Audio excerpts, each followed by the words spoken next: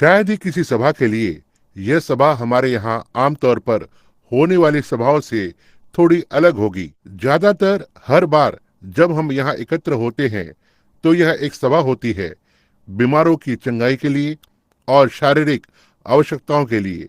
यह उसी पर जोर दिया जाता है। लेकिन आज रात हमने प्राण की चंगाई के लिए इस बेदारी को आरंभ किया है, उस मनुष्य की आत्मा के लिए। फिर भी प्रभु ने चाहा तो रविवार की पाठशाला पर रविवार की सुबह हम बीमारों के लिए प्रार्थना करेंगे और हमेशा की एक नियमित चंगाई की पंक्ति होगी रविवार की सुबह के लिए, प्रभु ने चाहा तो। और इन सप्ताह की रातों में हम पर उन प्राणों के लिए अनंतता की बातों पर बोलने के लिए बहुत जोर डालते हैं। अब हम जानते हैं कि जब एक शरीर चंगाई को पाता है तो इससे हम सभी को खुशी मिलती है, क्योंकि हम जानते हैं कि यह निश्चित रूप से दिखाता है कि हमारा परमेश्वर बीमारों को चंगा करता है। लेकिन वह बीमार व्यक्ति यदि वे लंबे समय तक जीवित रहें तो हो सकता है वह फिर से बीमार हो जाए।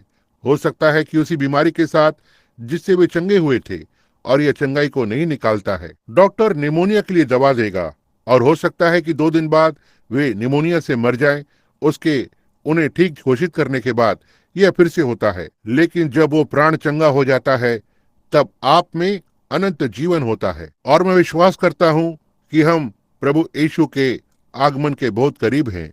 यह कि हमें हर प्राण को राज्य में लाने के हित के लिए वह सब कुछ करना होगा जो हम कर सकते हैं, और लोगों के पास राज्य को लाना है जिससे कि हम हमारे आत्मा से चंगे हो सकें। मैं सोचता हूँ कि यीशु की देह सबसे बीमार देह है जिसे मैं जानता हूँ। यह है वो देह, धरती पर मसीह की आत्मिक देह बहुत ही बीमार है। और अब हम आपको बहुत देर रात तक रोके रखने की योजना नहीं बना रहे हैं, क्योंकि पहली रात को हमारे पास हमारे प्रिय दोस्तों के बैठने के लिए जगह नहीं है। हम एक नए कलीसिया के निर्माण की परियोजना में हैं, यहीं इन ढेर पर एक बड़ा भवन बनाने की, या जहां कहीं भी प्रभु अगुवाई करेगा, लेकिन जहां तक हम जानते हैं यहीं पर। और अब हमने बुधवार से लेकर रविवार तक सभाएं रख दी हैं, लेकिन तब रविवार को क्रिसमस की छुट्टियों में बंद हो रहा है। लेकिन यह जब भी प्रभु हमें रुकने के लिए कहेगा वही समय होगा। हम बस नहीं जानते कि परिणाम क्या होंगे, लेकिन यह विश्वास करते हुए कि यहाँ के लोग भवन में और हमारी सहयोगी कलीसियाएं जो हैं उनमें से एक है यूटिका में होलीनेस टैबरनेकल, जिसके साथ भाई ग्राहम जुड़े हुए पास्टर हैं, और न्यू अल्बानी में जहां भाई जूनी जैक्सन पास्टर हैं, और वहां उस महामार्ग पर भी जहां भाई रुडेल पास्टर हैं। हम और वे इस भवन की सहयोगी कलीसियाएं हम हमारे लोगों को मसीह के साथ एक बेहतर संगति में लाने की कोशिश कर रहे हैं। यही हमारा उद्देश्य है। इसलिए मैंने अगली कुछ रातों के लिए पढ़ने और सिखाने के लिए चुना है। आज रात मैं इस विषय पर बोलना चाहता हूँ, पवित्र आत्मा क्या है, और कल रात मैं इस पर प्रचार करना चाहता हूँ, इसे किस लिए दिया गया था। और शुक्रवार की रात को और रिकॉर्डर के लिए मैं नहीं चाहता कि इस शुक्रवार की रात को रिकॉर्ड किया जाए। मुझे पवित्र आत्मा कैसे मिलेगा और मैं कैसे जानूंगा जब मेरे पास ये होता है। और फिर हम बस जाने देंगे, उसके बाद देखेंगे कि शनिवार और रविवार के लिए प्रभु हमारी क्या अगुवाई करेगा। और रविवार की सुबह एक चंगाई की सभा करेंगे और रविवार की रात के लिए एक और सुसमाचारक की सभा होगी। और अब हम चाहते हैं कि हर एक जन जान जाए कि, और मैं जानता हूं कि रिकॉर्डर पीछे के कमरे में चल रहे हैं और हम इसे कहना चाहते हैं, क्योंकि इस तरह की इन सभाओं में जो सुसमाचारक की तरह की है, हमारे पास विभिन्न कलीसियाओं के संप्रदायों के लोग हैं जिन्हें उनके अपने ही विश्वास के क्षेत्र में शिक्षित किया गया है, हर एक को। और यह सब ठीक है। मैं कभी भी भाइयों के बीच मतभेद बोने का दोषी नहीं होना चाहूंगा, और वहां बाहर की सभाओं में मैं केवल वचन के महान सुसमाचारिक सच्चाइयों को प्रचार करता हूं, उस बात पर जो भाई लोग मेरी सभा को प्रायोजित करते हैं क्या विश्वास करते हैं। लेकिन यहाँ भवन में मैं उस पर बोलना चाहता हूँ जो हम विश्वास करते हैं। इसलिए यदि आप इसे नहीं समझते हैं तो आप एक छोटा सा पत्र या कुछ लिखकर मुझे भेज देंगे तो मुझे बहुत खुशी होगी कि मुझसे एक प्रश्न को पूछे कि हम ऐसा इसे इस प्रकार से क्यों विश्वास करते हैं, और मुझे खुशी होगी कि इसे सबसे अच्छी तरह से समझाने की कोशिश करूं जितनी मैं कर सकता हूं। आप जानते हैं, हर एक कलीसिया, यदि आपके पास कोई सिद्धांत नहीं है तो आप एक कलीसिया नहीं है। आपके पास कुछ ऐसा होना है जिसके लिए आप खड़े हो सकें, कोई तो मूल तत्व जिन्हें आप पकड़े हुए हों, और ये बात की परवाह किए बिना कि वो व्यक्ति क्या बात से संबंध रखता है या उसकी कौन सी संप्रदाय हो सकती है। यदि वो व्यक्ति परमेश्वर की आत्मा से जन्मा है तो वो मेरा भाई है या मेरी बहन है। चाहे कुछ भी हो, हम दूसरी बातों में भिन्न भिन्न हो सकते हैं, जितना पश्चिम से पूर्व दूर होता है, लेकिन हम फिर भी भाई हैं। और मैं कुछ भी नहीं करूंगा, लेकिन उस भाई को मसीह के नजदीक लाने की कोशिश करूंगा, बेहतर तरह चलने के लिए सहायता करने की कोशिश करूंगा। और मेरा विश्वास है कि कोई भी वास्तविक सच्चा मसीही मेरे लिए भी ऐसा ही करेगा। अब मैंने इस भवन से पूछा, अब हम इसमें ऐसे ही एक लंबे समय की सभा के लिए प्रवेश नहीं कर रहे हैं। मैं इसमें प्रवेश करना चाहता हूँ और मैं आपको चाहता हूँ और आपसे अपेक्षा की है कि आप हर एक पुल को जला डालो जो आपके पीछे है, और हर एक पाप को सही कर ले कि हम इसमें वो सब कुछ लेकर आ रहे हैं जो हमारे हृदय और जीवन में है। हमें अपने प्राण को प्रभु के आगमन के लिए तैयार करने के एकमात्र उद्देश्य के लिए यहाँ आना अवश्य है, और किसी दूसरे उद्देश्य के लिए नहीं। और जैसे मैंने बताया है और कहा है कि हो सकता है कि कभी कभी मैं कुछ ऐसी शिक्षा को दे सकता हूँ या ऐसा कुछ कह सकता हूँ जो हो सकता है किसी और के विपरीत हो, जिस तरह से वे इसे विश्वास करते हैं। मैं वाद विवाद के लिए नहीं आया। आप देखो, मैं आया, हम यहाँ पर प्रभु के आगमन की तैयारी करने के लिए हैं। मैं सोचता हूँ कि यह छोटा सा झुंड, मैं जानता हूँ कि यहाँ मेरे साथ कुछ भेंट करने भाई लोग आए हैं जो विभिन्न स्थानों से हैं, और हम उन्हें पाकर खुश हैं। और कोई संदेह नहीं, लेकिन वहाँ श्रोता गणों में कितने हैं जो वहाँ बाहर के दूसरे शहर से हैं, हमारे छोटे से जुड़ने वाले शहरों के आसपास से हैं, और हम आपको पाकर खुश हैं और आपकी बहुत ही सराहना करते हैं कि आप हमें इतना प्रेम करते हैं कि इन बातों को सुनने के लिए आए हैं। परमेश्वर होने पाए आप अपने साथ घर ले जाएं मेरे भाइयों बहनों, उस सबसे मूल्यवान खजाने को जिसे परमेश्वर आपके हृदय में डाल सकता है। यही मेरी प्रार्थना है। और इस छोटे से भवन के लिए इसे देखते हुए कि मैं विश्वास करता हूँ कि ये उन बेहतरीन लोगों में से एक है जो मैं सोचता हूँ कि धरती पर है, इस भवन में जाता है। अब मैंने कभी नहीं कहा सभी बेहतरीन लोग, मैंने कहा कि धरती के कुछ बेहतरीन लोग इस भवन में जाते हैं। लेकिन जैसे दिन प्रतिदिन वापस प्रवेश करते हैं, सभा से सभा में प्रवेश करते हैं, वैसे ही मुझे इस भवन की बड़ी जरूरत दिखाई पड़ती है।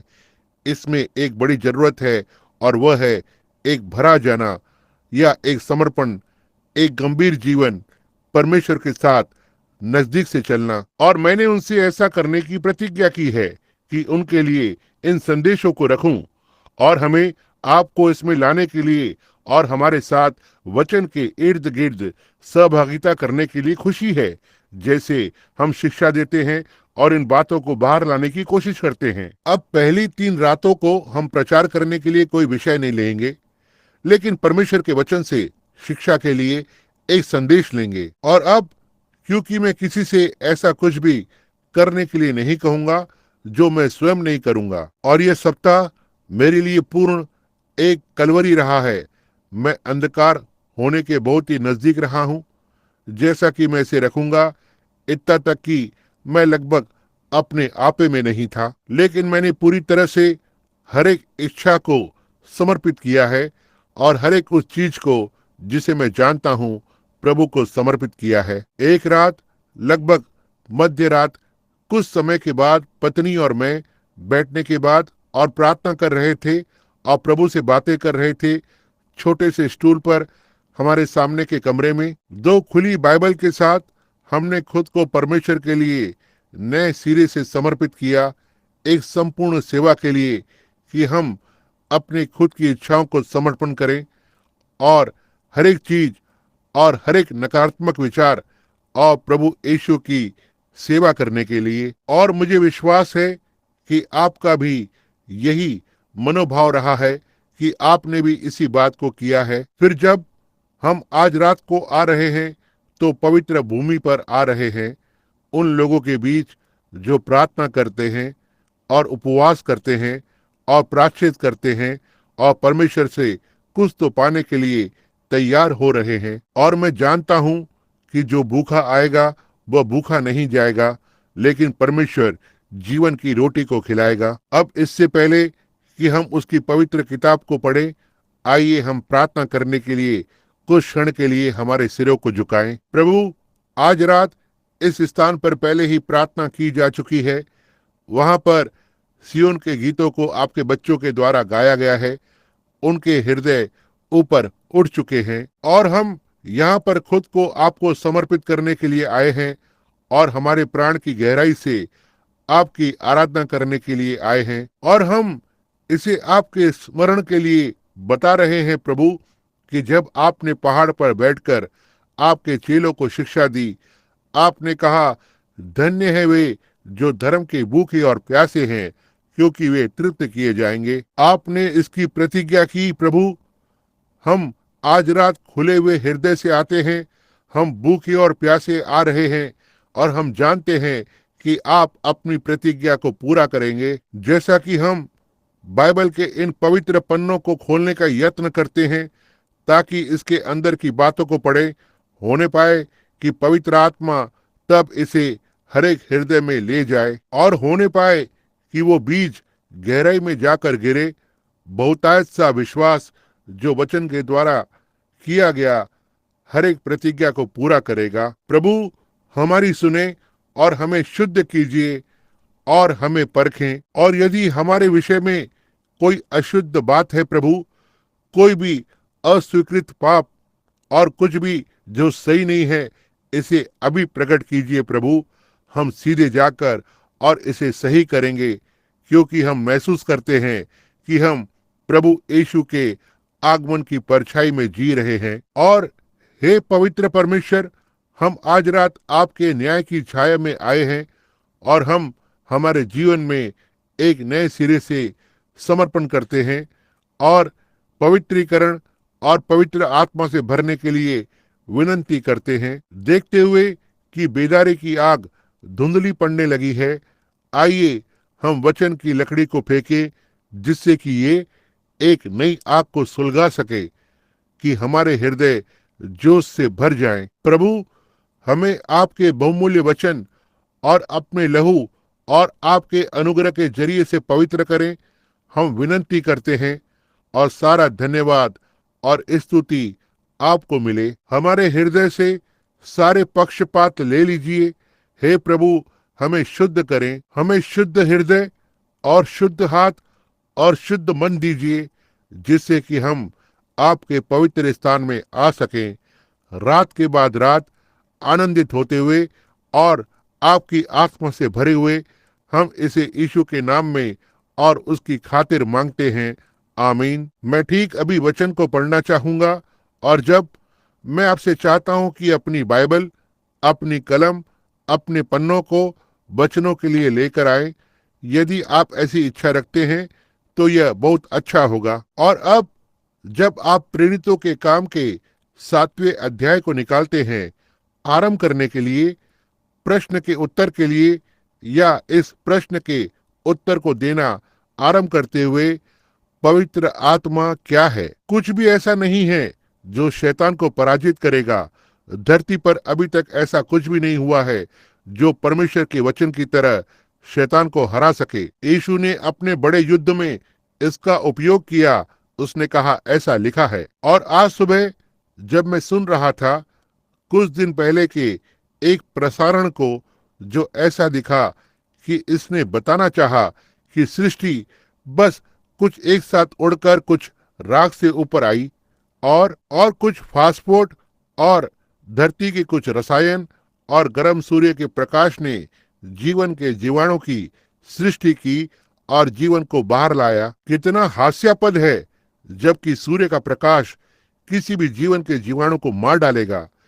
एक जीवाणु को बाहर सूर्य के प्रकाश में रखें, यह उसे तुरंत मार डालेगा। और ऐसी कोई बात ही नहीं है, लेकिन ये तो शैतान मुझे घूंसा मारने की कोशिश कर रहा है। और जब मैं अपनी छोटी रिबिका को आज सुबह विद्यालय लेकर गया था और वापस रास्ते पर आते हुए मैंने फिर से रेडियो को चालू करने लगा और मैंने सोचा कि उन बातों को फिर से चलाऊंगा, इसलिए मैंने इसे वापस बंद कर दिया। और जब मैं रास्ते पर ऊपर जा रहा था तो शैतान ने मुझसे कहा, उसने कहा, क्या तुम जानते हो कि यह मनुष्य जिसे तुम यीशु कहते हो वो एक मनुष्य के जैसा ही था। एक दिन उसके दिन में बिलीग्राम या ओरल रॉबर्ट के जैसे ही था। वो बस एक मनुष्य ही था। और उसके पास कुछ लोग इकट्ठा होने लगे और कहने लगे कि वो एक महान व्यक्ति है। और थोड़े समय बाद वो एक बड़ा व्यक्ति बन गया और फिर वो उनके लिए एक परमेश्वर बन गया था। और अब ये सारे संसार में फैल गया है क्योंकि वह मर चुका है। और बस ऐसा ही है। मैंने सोचा तुम कितने झूठे हो। और उसके बाद मैं मुड़ा।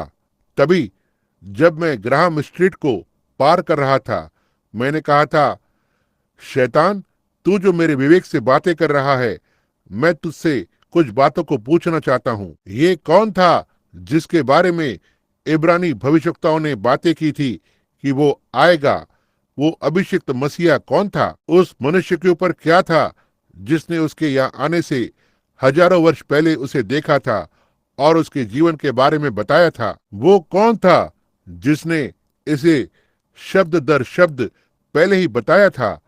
और जब वो आया तो उन्होंने कहा वो अपराधियों के साथ गिना गया था और उसे गिना गया था। वह हमारे ही अपराधों के कारण घायल हुआ था और वह हुआ था। उसने अपनी कब्र धनी के साथ बनाई, लेकिन वो तीसरे दिन जी उठा और वो जी उठा। और उसके बाद उसने पवित्र आत्मा की प्रतिज्ञा की और मैंने इसे पा लिया है।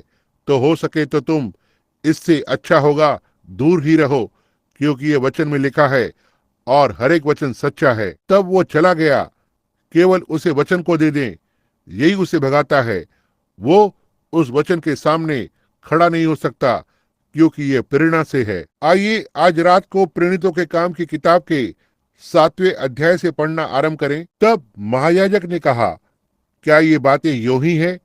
उसने कहा, हे भाइयों और पितरों, सुनो।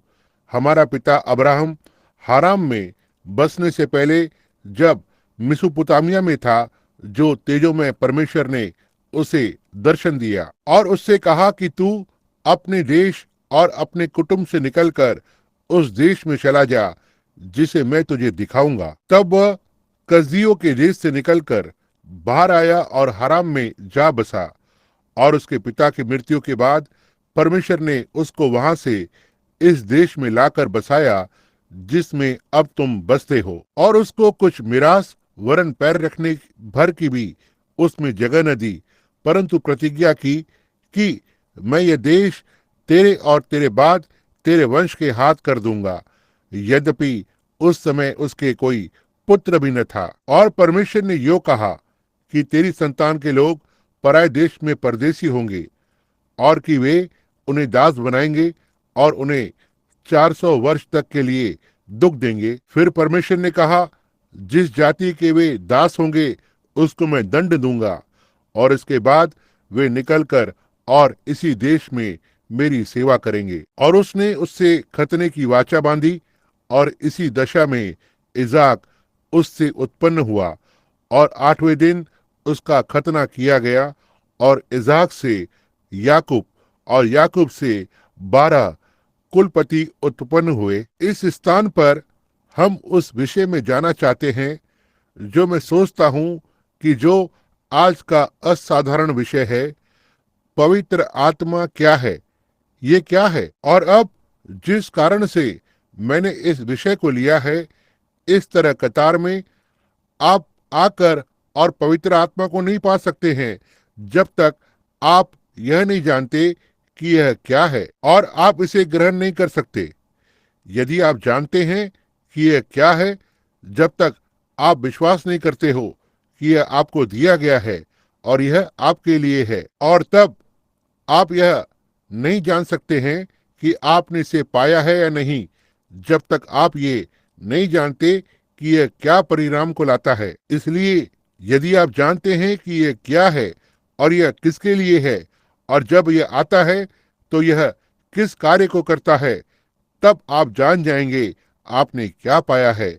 जब आप इसे प्राप्त कर लेंगे, समझे, तब इससे बात खत्म हो जाएगी। बस जैसे कि मैं आज हमारे भाई जेफरिस से बात कर रहा था और उसने कहा मैं आज रात की सभा में होना चाहता था, लेकिन मैं कल रात को वहां पर रहूंगा। वो नहीं जानता था कि सभा चल रही थी, क्योंकि हमने इसकी घोषणा नहीं की थी। ठीक यहीं पर कुछ भाई लियो और उन्होंने हमारे कुछ मित्रों को लिखा और जो शहर से बाहर हैं उन्हें बताया था। तो क्योंकि हमारे पास जगह नहीं थी, अब मैंने कहा भाई जेफरिस, यदि आपने मुझे अपने तेल के कुओं में से एक को चालू करने के लिए भेजा और मैं इसके बारे में कुछ भी नहीं जानता, तो मैं शायद इसे उड़ा दूंगा। मैं हो सकता है गलत चाबी को घुमा दूंगा या गलत मोटर को चालू कर दूंगा। ऐसा करने से पहले मुझे यह जानना होगा कि इसे कैसे चालू करना है, और पवित्र आत्मा को पाने के लिए यही तरीका है। आपको यह जानना होगा कि आप किस लिए आ रहे हैं और इसे कैसे पाना है और ये क्या है। अब पहले याद रखना, पवित्र आत्मा की प्रतिज्ञा की गई थी। हम इस पर 10 सप्ताह ले सकते हैं और बस इस विषय के सिरे को भी कभी भी नहीं छोड़ सकते हैं, पवित्र आत्मा क्या है। लेकिन पहली बात, मैं इसके दृष्टिकोण को चाहता हूं, बस पर्याप्त रूप से हर रात को एक सारांश देने के लिए। उसके बाद यदि कोई प्रश्न है तो अगली रात को देखेंगे। यहाँ कितने लोगों ने पवित्र आत्मा को नहीं पाया है? जिन्होंने पवित्र आत्मा से बपतिस्मा नहीं पाया है, अपने हाथ उठाएं। आप जानते हैं कि आपने नहीं पाया है? बस मैं हाथों की ओर देखता हूं। अब मैं इस पर बात करना चाहता हूं। जैसे पवित्र आत्मा एक चिन्ह है, क्योंकि यह एक चिन्ह है, हम समझते हैं कि सारी प्रतिज्ञा हमें दी गई है। अब्राहम प्रतिज्ञा का पिता था, क्योंकि परमेश्वर ने अब्राहम को और उसके बाद के बीज के लिए प्रतिज्ञा दी थी। प्रतिज्ञा अब्राहम और उसके बीजों के लिए की गई थी, और ये चिन्ह वाचा के लोगों के लिए है। अब ऐसे ही एक मसीही और एक पवित्र आत्मा से भरे हुए मसीह के बीच बहुत बड़ा अंतर है, और अब हम इस बात को वचन से लेने जा रहे हैं और इसे बिल्कुल ठीक वचन में ही रखेंगे। पहला, याद रखें, एक मसीही होता है जो एक मसीह होने का दावा करता है, लेकिन यदि यह मसीही अभी तक पवित्र आत्मा से भरा हुआ नहीं है, तो वह केवल एक मसीह होने की प्रक्रिया में है। समझे? उसने इसे विश्वास करने का दावा किया है, वह इसके लिए कार्य को कर रहा है, लेकिन परमेश्वर ने अभी तक उसे इस आत्मा को नहीं दिया है, पवित्र आत्मा। वो अब तक परमेश्वर के साथ उस लक्ष्य तक नहीं पहुंचा है जिसकी परमेश्वर ने पहचान दी है, क्योंकि जो परमेश्वर ने अब्राहम के साथ एक वाचा बांधी, अब्राहम को उसके बुलाने के बाद, जो आज के विश्वासी को बुलाने का एक नमूना है, उसने अब्राहम को बुलाया और अब्राहम अपने देश से निकलकर और पराये देश में पराये लोगों के बीच रहने के लिए चला गया। और यह एक नमूना था, जब परमेश्वर एक मनुष्य को उसकी नीचता को रोकने के लिए बुलाता है, उसके पाप से पश्चाताप करने के लिए बुलाता है, उसके बाद वो उस झुंड से मुड़ता है जिसमें वो रहा था, ताकि वो नए झुंड में रहने लगे, नए तरह के लोगों के बीच। और फिर उसके बाद जब परमेश्वर ने अब्राहम को उस प्रतिज्ञा के प्रति विश्वास योग्य पाया, जो प्रतिज्ञा परमेश्वर ने उसे दी थी कि उसे बालक होगा और इस बालक के जरिए से सारी धरती आशीष पाएगी, तब परमेश्वर ने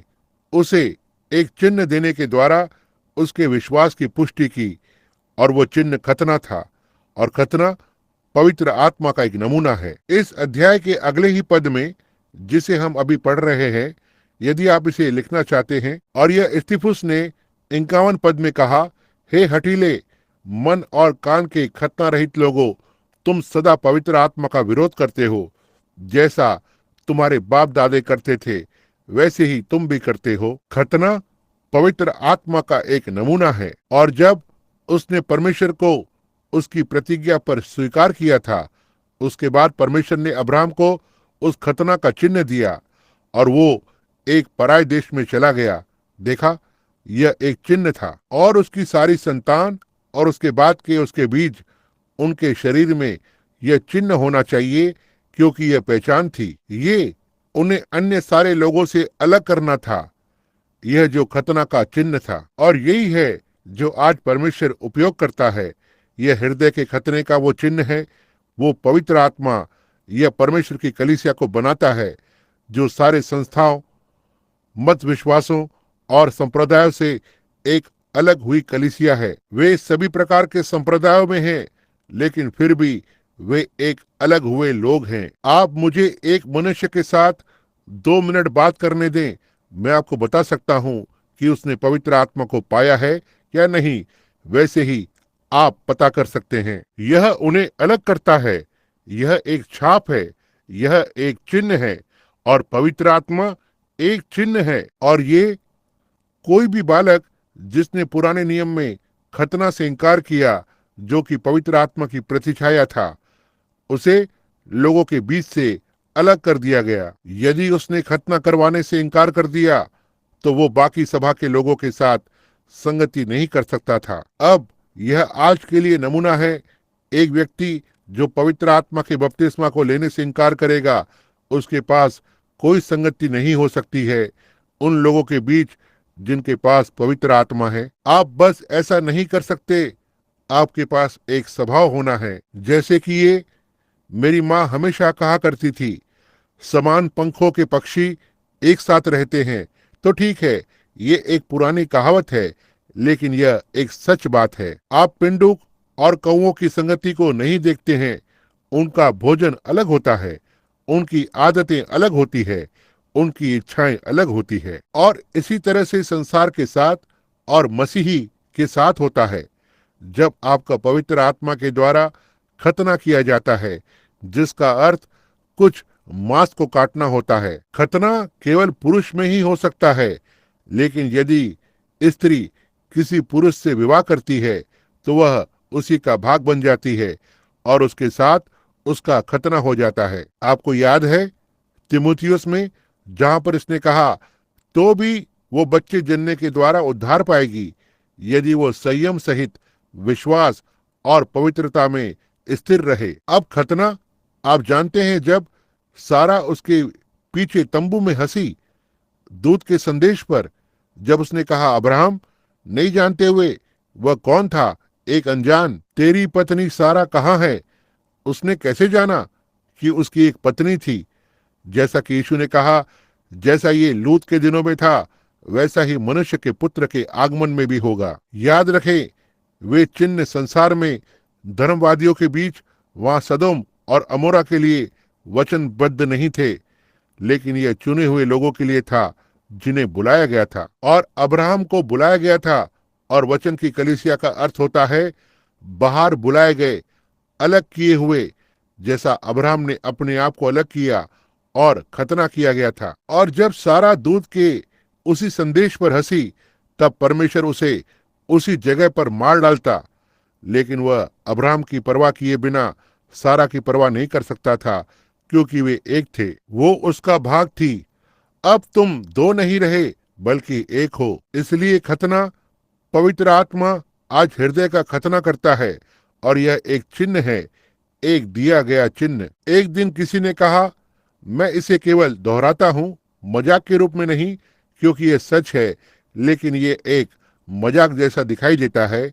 जैसा कि मैंने अक्सर कहा है, यह कोई मजाक करने का स्थान नहीं है। लेकिन पश्चिम तट पर एक छोटा जर्मन व्यक्ति था, जहां हम अभी गए थे। उसने पवित्र आत्मा को पाया और वो रास्ते पर चला गया, और वो कुछ थोड़ा सा चलता, और वो अपने हाथ को उठाकर अन्य जुबान में बोलता, और वो दौड़ता, और वो कूदता, और वो चिल्लाता, और वह काम पर था और इसी तरह से करता रहा। और उसके मालिक ने उससे कहा, तुम इतने दिनों से कहाँ हो? मैं उन स्थानों को पसंद करता हूँ जहाँ तुम रहे हो। उसने कहा, तुम अवश्य ही पागलों या नटों के उस झुंड के बीच में रहे होंगे। उसने कहा, तो क्या आप सोचते हैं कि वे पागल या नट हैं? उसने कहा, निश्चय ही वे हैं। उसने कहा, तो ठीक है, उन नटों या पागलों के लिए प्रभु की स्तुति हो। और उसने कहा, क्या आपको पता है, वे नट एक बड़ी भूमिका को निभाते हैं। उसने कहा, उदाहरण के लिए मोटर गाड़ियां, आप इसमें से सारे नटों को निकाल दें, आपके पास कुछ नहीं बचता है सिवाय कुछ एक कबाड़ के ढेर के। सो यह लगभग सही बात है। जब पवित्र आत्मा आप पर आता है, आप बहुत ही अलग होते हैं, इतना तक कि इस संसार का मन आपको पसंद नहीं करता और वे आपके विरुद्ध होते हैं और वे आपसे बिल्कुल भी कोई लेना देना नहीं रखना चाहते। आप दूसरे दुनिया से जन्मे हुए हैं। आप उतने ही एक अजनबी होते हैं, 10 गुना ज्यादा अजनबी आप होंगे। मान लो आप अफ्रीका के जंगलों के सबसे दूर दराज के क्षेत्रों में चले गए हों। जब पवित्र आत्मा आता है तो आप भिन्न हो जाते हैं और यह एक चिन्ह है, यह लोगों के बीच एक चिन्ह है। अब आप कहते हो, तब भाई ब्रैनम, खतने का वो चिन्ह तो अब्राहम के लिए दिया गया था। यह सही है, और उसके बीज के लिए? जी हाँ। तो ठीक है, अब हम गलतियों के 3 अध्याय के 29वें पद की ओर जाएंगे और देखेंगे कि यह हमारे लिए किस तरह लागू हो सकता है। गलतियों 3:29। और अब देखें कि यह खतना एक अन्य जाति पर कैसे लागू हो सकता है यदि हम अन्य जाति हैं, जो कि हम स्वाभाविक जन्म के द्वारा है। अब पहले तो मैं 16वां पद पढ़ना चाहता हूँ। अब अब्राहम और उसके बीज के लिए प्रतिज्ञा की गई थी। अब्राहम और उसका बीज, उसने ऐसा नहीं कहा कि उन बीजों के लिए, बस किसी भी तरह का। कहते हैं, ओ हम भी अब्राहम के वे बीज हैं। बीजों के लिए नहीं, एक बीज के लिए है। अब्राहम का बीज। वो यह नहीं कहता कि बीजों को, जैसा बहुतों के विषय में कहा, पर जैसे एक के विषय में कि वे और तेरे बीज को, और वह मसीह है। मसीह अब्राहम का बीज था।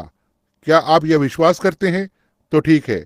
अब आइए हम 28वें और 29वें पद को लेते हैं। अब न कोई यहूदी रहा और न यूनानी, न वहां कोई दास या न स्वतंत्र, न कोई नर या न नारी, क्योंकि हम सब मसीह यीशु में एक हों। और यदि तुम मसीह के हो तो तुम अब्राहम के बीज और प्रतिज्ञा के अनुसार वारिस भी हो। हम किस तरह से अब्राहम का बीज होते हैं? मसीह में होने के द्वारा। तब हम अब्राहम के बीज होते हैं। और अब्राहम का बीज क्या था? जैसे हम रोमियो 4 और दूसरे स्थानों पर जाकर आगे देख सकते हैं। जब अब्राहम का खतना हुआ था, उस समय पर उसने कभी भी प्रतिज्ञा को नहीं पाया, यह दिखाने के लिए कि खतना तो केवल एक नमूना था। उसका खतना होने से पहले उसने प्रतिज्ञा को पाया था, और ये उसके विश्वास की पहचान का एक नमूना था जो उसके पास खतने से पहले था। अब जब हम मसीह में होते हैं तो हम अब्राहम के बीज बन जाते हैं और मसीह के साथ वारिस होते हैं। इसलिए कोई फर्क नहीं पड़ता कि हम कौन हैं, यहूदी या अन्य जाति। और अब्राहम का बीज, अब्राहम के बीज के पास अब्राहम का विश्वास होता है, जो परमेश्वर को उसके वचन में लेता है। भले चाहे यह कितना भी हास्यास्पद दिखाई देता हो, भले ही आप कैसा भी असाधारण व्यवहार करते हो, भले ही आपको यह कितना भी विचित्र बनाता हो, आप किसी भी बात पर ध्यान दिए बिना परमेश्वर को उसके वचन पर लेते हैं। अब्राहम 75 वर्ष का था और सारा 65 वर्ष की। उन्होंने परमेश्वर को उसके वचन पर लिया और कोई भी चीज जो उसके विपरीत थी उसे ऐसा माना जैसे कि ये चीज थी ही नहीं। आपको क्या लगता है कि डॉक्टरों ने उस दिन पर क्या सोचा होगा? आपको क्या लगता है कि लोगों ने क्या सोचा होगा जब उन्होंने एक बूढ़े मनुष्य को देखा? वो 75 वर्ष का बूढ़ा जो यहाँ वहाँ परमेश्वर की स्तुति करते हुए घूम रहा है, उसे उसकी पत्नी के द्वारा बालक होने जा रहा है और उसकी उम्र 65 वर्ष की थी। रजनोवृत्ति को लगभग 25 वर्ष बीत चुके थे। लेकिन आप देखो, ये आपको विचित्र सा व्यवहार करने को लगाता है। अब्राहम का विश्वास। और जब आपका पवित्र आत्मा से खतना किया जाता है तो ये आपके लिए ऐसा ही करता है। ये आपको उन चीजों को करने को लगाता है जो आपने नहीं सोचा था कि आप करेंगे। ये आपको परमेश्वर की प्रतिज्ञा को लेने और परमेश्वर पर विश्वास करने को लगाता है। अब ये एक प्रतिज्ञा और एक चिन्ह के भी अलावा यह एक मुहर भी है। अब यदि मेरे साथ रोमियो की ओर जाएं, पहले मैं सोचता हूं कि आप मेरे साथ इफिसियों 4:30 की ओर चलें और आइए यहाँ बस 1 मिनट के लिए पढ़ते हैं। इफिसियो 4:30 यह कहता है, अब आपने बहुत से लोगों को यह कहते हुए सुना होगा कि भिन्न भिन्न चीजें मोहरे हैं। यदि आप कलीसिया में जाते हैं तो आपके पास कलीसिया की मोहर है, और कुछ लोग कहते हैं ये एक निश्चित दिन को रखा जाना है, एक सबत का दिन, यही परमेश्वर की मोहर है। उनमें से कुछ कहते हैं यदि हम अपनी सदस्यता को किसी एक संप्रदाय में रखते हैं तो हम परमेश्वर के राज्य में मोहर हो जाते हैं। अब बाइबल ने कहा हर एक मनुष्य का वचन झूठा ठहरे और परमेश्वर का सत्य हो। अब इफिसियो 4:30 इस प्रकार कहता है, और परमेश्वर के पवित्र आत्मा को शोकित मत करो जिसे तुम पर छुटकारे के दिन के लिए छाप दी गई है। मुझे अब इस पर थोड़ा सा सख्त होना पड़ेगा इन बातों को रखने के लिए। अब आप जो नियम को मानने वाले भाई लोग हैं, बस थोड़ी देर के लिए शांति बनाए रखें। समझे? क्या आपने ध्यान दिया कि यह मोहर कितने समय तक रहती है? ना ही अगली बेदारी तक, अगली बार जब तक कुछ गलत नहीं हो जाता है। तुम्हारे छुटकारे के दिन तक, इतने दूर तक आप मोहरबंद हैं। तुम्हारे छुटकारे के दिन तक, जब आप परमेश्वर के साथ होने के लिए छुटकारा पाते हैं, इतनी दूर तक पवित्र आत्मा आपको मोहरबंद करता है। ना ही बेदारी से बेदारी तक, लेकिन अनंतता से अनंतता तक आप पर पवित्र आत्मा के द्वारा मोहर लगाई गई है। यही वो पवित्र आत्मा है, यह परमेश्वर की मोहर है जिसे उसने पाया। आपने उसकी दृष्टि में अनुग्रह को पाया है, और वो आपसे प्रेम करता है, और वो आप पर विश्वास करता है, और उसने आप पर अपनी मोहर को लगाया है। मोहर क्या है? कोई एक, क्योंकि एक मोहर वर्णन करती है, या इसका अर्थ है एक समाप्त हुआ काम। आमीन। परमेश्वर ने आपको बचाया है, आपको पवित्र किया है, आपको शुद्ध किया है, आपके पक्ष में पाया है, और आपको मोहर किया है। वो समाप्त हुआ है। आप अपने छुटकारे के दिन तक उसके उत्पादन है। एक मोहरबंद पूरा हुआ काम होता है। पवित्र आत्मा क्या है? यह एक चिन्ह है।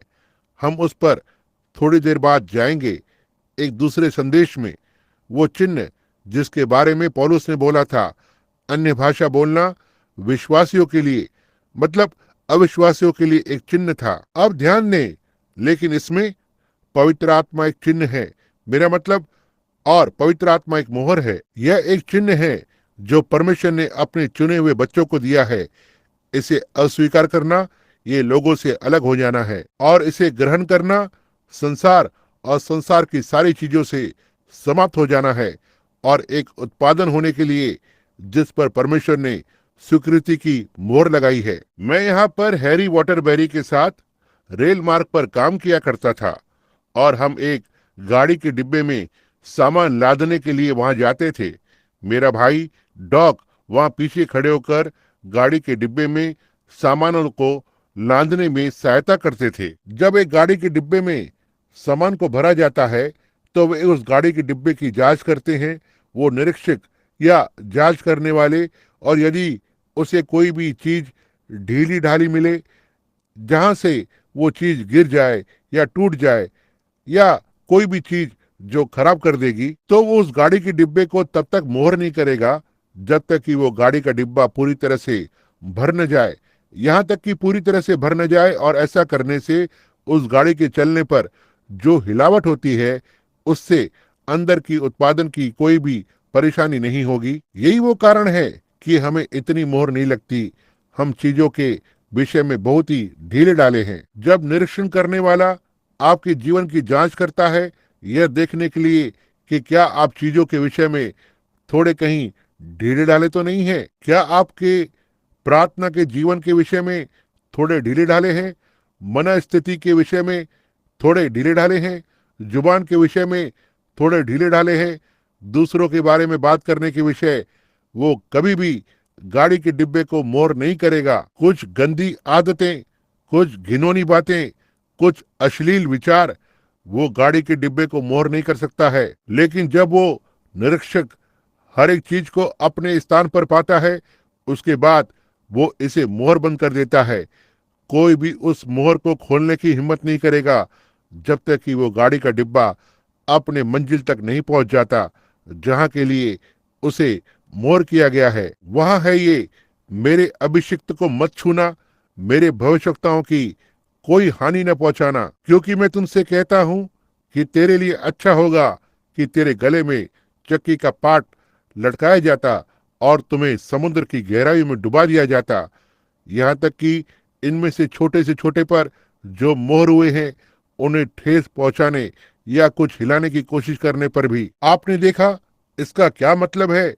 यही वो पवित्र आत्मा है, यही आपका आश्वासन है, यही आपकी सुरक्षा है, यही आपका गवाह है, यही आपकी मोहर है, यही आपका चिन्ह है।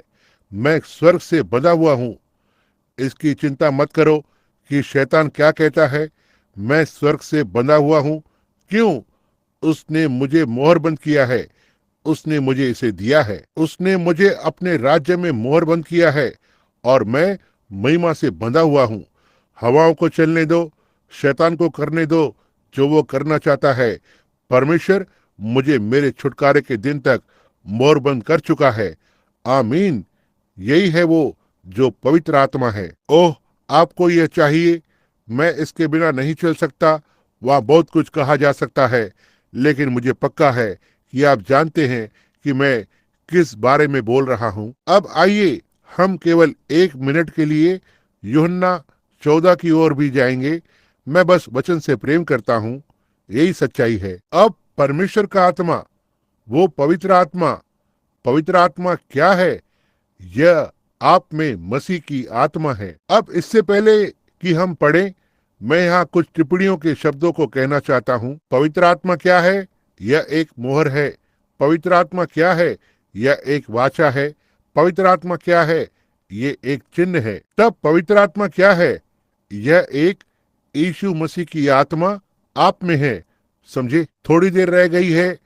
यीशु ने कहा, और ये संसार मुझे फिर न देखेगा, तो भी तुम मुझे देखोगे, क्योंकि मैं तुम्हारे साथ रहूंगा, यहाँ तक कि तुम में रहूंगा, संसार के अंत तक। उसकी कलीसिया में परमेश्वर की आत्मा। किस लिए? उसने इसके लिए क्या किया? यह जरा सा कल रात के विषय पर है, लेकिन उसने इसके लिए क्या किया? उसने क्यों किया? क्यों पवित्र आत्मा? क्या वो किस लिए आया था? वह आपके अंदर किस लिए आया? वह मुझ में किस लिए आया? यह परमेश्वर के कामों को जारी रखने के लिए था। मैं हमेशा वही करता हूँ जो मेरे पिता को प्रसन्न करता है। मैं अपनी इच्छा को करने के लिए नहीं आया, लेकिन पिता की इच्छा को जिसने मुझे भेजा है उसे करने आया हूँ। और पिता जिसने मुझे भेजा है वो मेरे साथ है, और जैसे मेरे पिता ने मुझे भेजा है वैसे ही मैं तुम्हें भेजता हूँ। ओ परमेश्वर, पिता ने उसे भेजा, उसमें गया। पिता जिसने यीशु को भेजा उसमें आया, उसके द्वारा कार्य किया। यीशु जो आपको भेजता है आपके साथ जाता है और आप में होता है। और यदि वो आत्मा जो यीशु में रहकर उससे करवाया, जिस तरह से कार्य उसने किया, आपके पास कुछ सामान्य विचार होंगे कि जब यह आप में होगा तो यह कैसे करेगा, क्योंकि परमेश्वर का जीवन बदल नहीं सकता है। यह एक देह से दूसरे देह में जाएगा, लेकिन यह परमेश्वर के स्वभाव को नहीं बदल सकता, क्योंकि यह परमेश्वर है। अब यूहन्ना 14 में, अब आइए थोड़ा सा ही पढ़ेंगे 10वें पद से आरंभ करते हुए। क्या तुम प्रतीति करते हो कि मैं पिता में हूँ और पिता मुझ में है?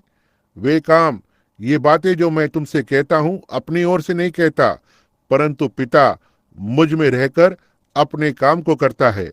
इस पर सोचें। अब मेरी ही प्रतीति करो कि मैं पिता में हूँ और पिता मुझ में है, नहीं तो कामों ही के कारण मेरी प्रतीति करो। मैं तुमसे सच सच कहता हूँ कि जो मुझ पर विश्वास रखता है, ये काम जो मैं करता हूँ वह भी करेगा, वरन इनसे भी बड़े काम करेगा, क्योंकि मैं पिता के पास जाता हूँ। क्या आप नहीं देखते?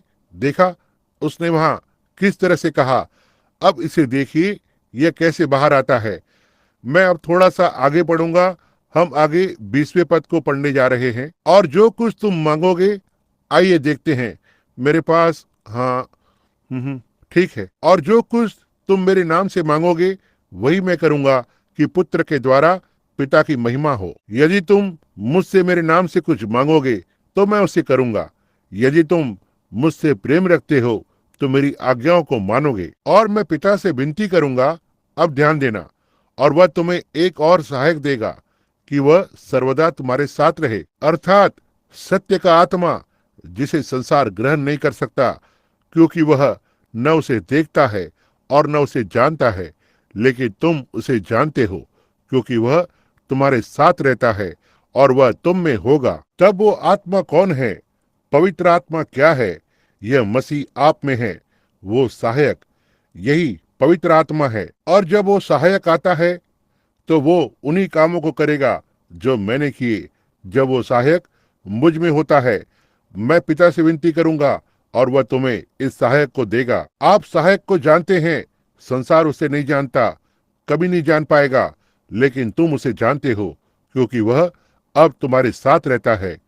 यीशु बोल रहा है, लेकिन वो तुम में होगा, वहां पर आप हो, यही वो सहायक है, तुम में होगा। मैं तुम्हें अनाथ न छोड़ूंगा, मैं तुम्हारे पास आता हूं।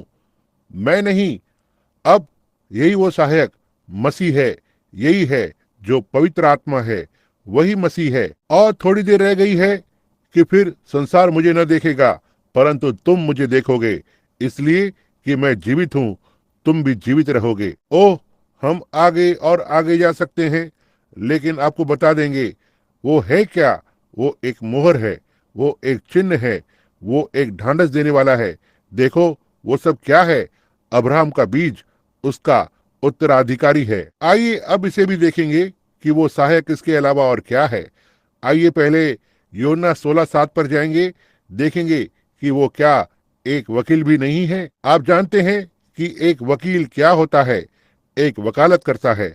हमारे पास एक वकील है, हम ये जानते हैं। पहला यूहन्ना 16वां अध्याय। ओह, एक मिनट रुकना, मुझे क्षमा करे। संत यूहन्ना यह 16:7 है। मुझे क्षमा करे, मुझे यकीनन खेद है कि मैंने ऐसा कहा, मैंने यह गलत पढ़ा।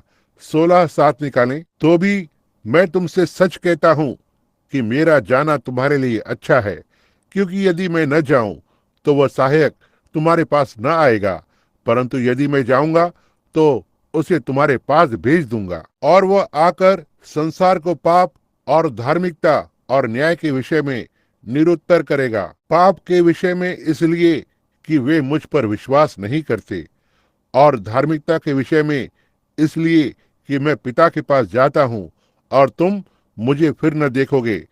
न्याय के विषय में इसलिए कि संसार का सरदार दोषी ठहराया गया है। ओह, अब वो वकील पहला यूहन्ना 2:12 में पाया जाता है।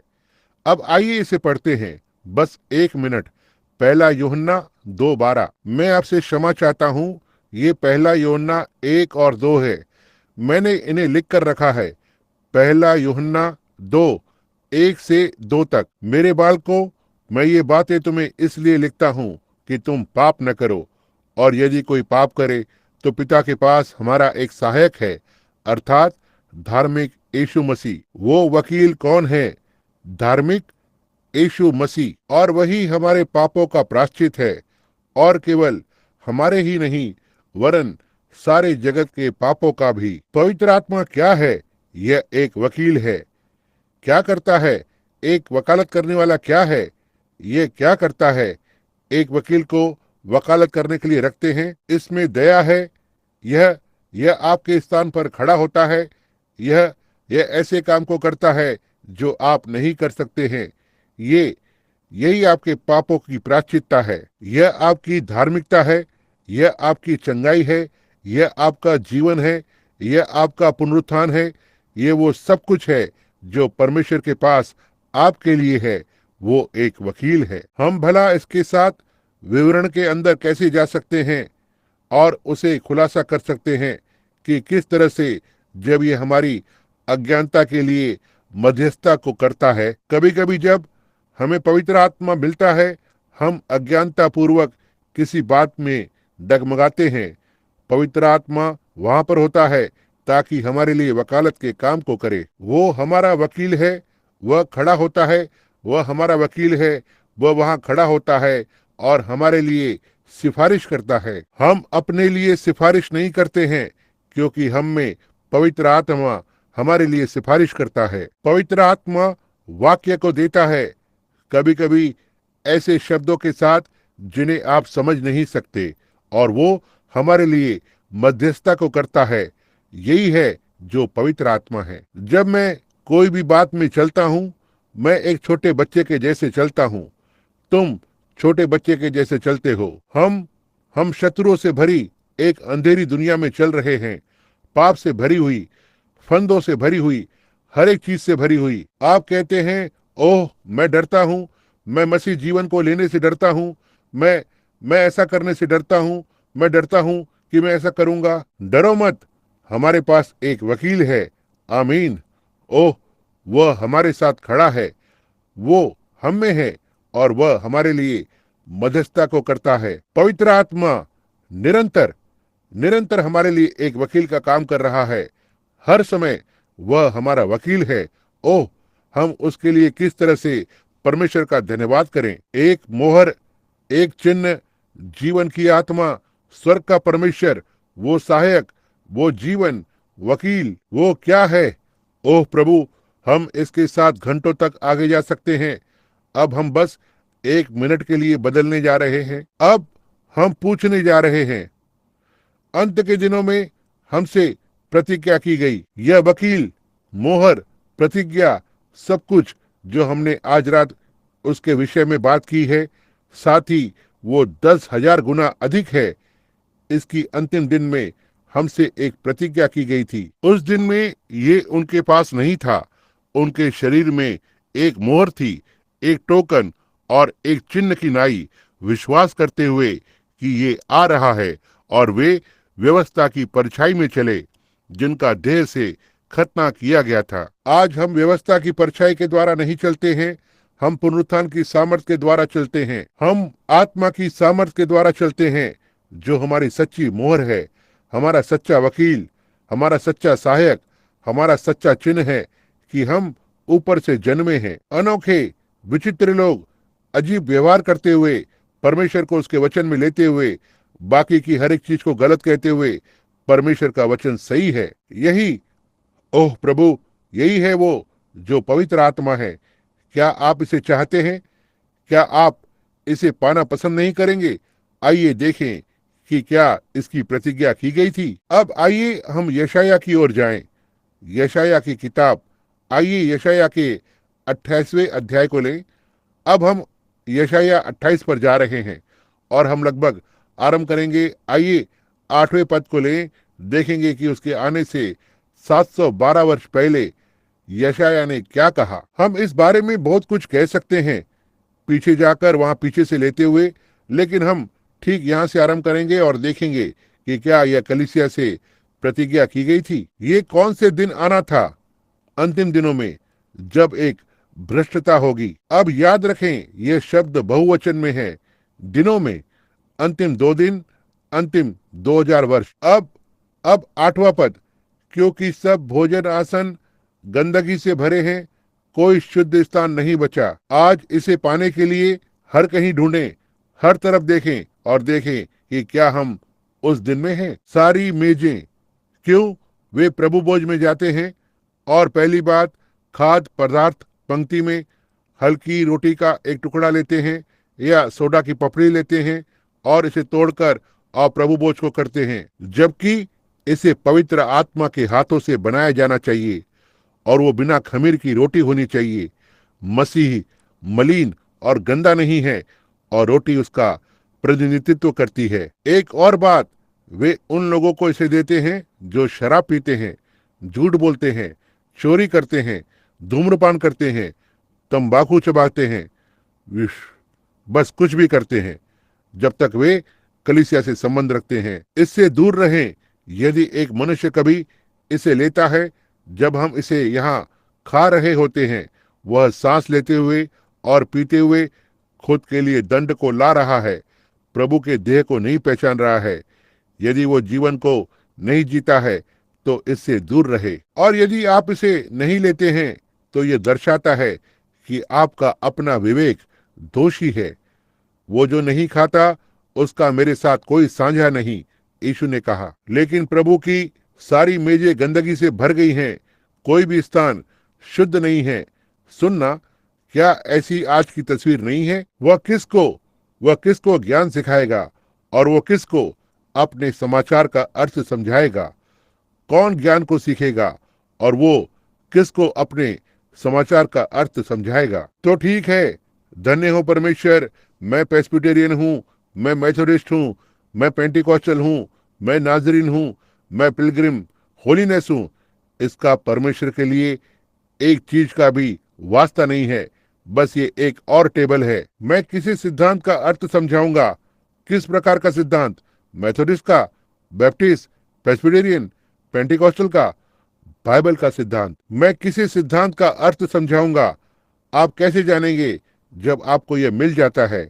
हम इस बात पर शुक्रवार की रात को जाएंगे, समझे? मैं किसी सिद्धांत का अर्थ समझाऊंगा। अब देखो, क्या उनको जो दूध छुड़ाए हुए और स्तन से अलगाए हुए हैं? छोटे बालक कहते हैं, ठीक है, मैं कलीसिया जाता हूँ, मेरी माँ इसी कलीसिया से थी।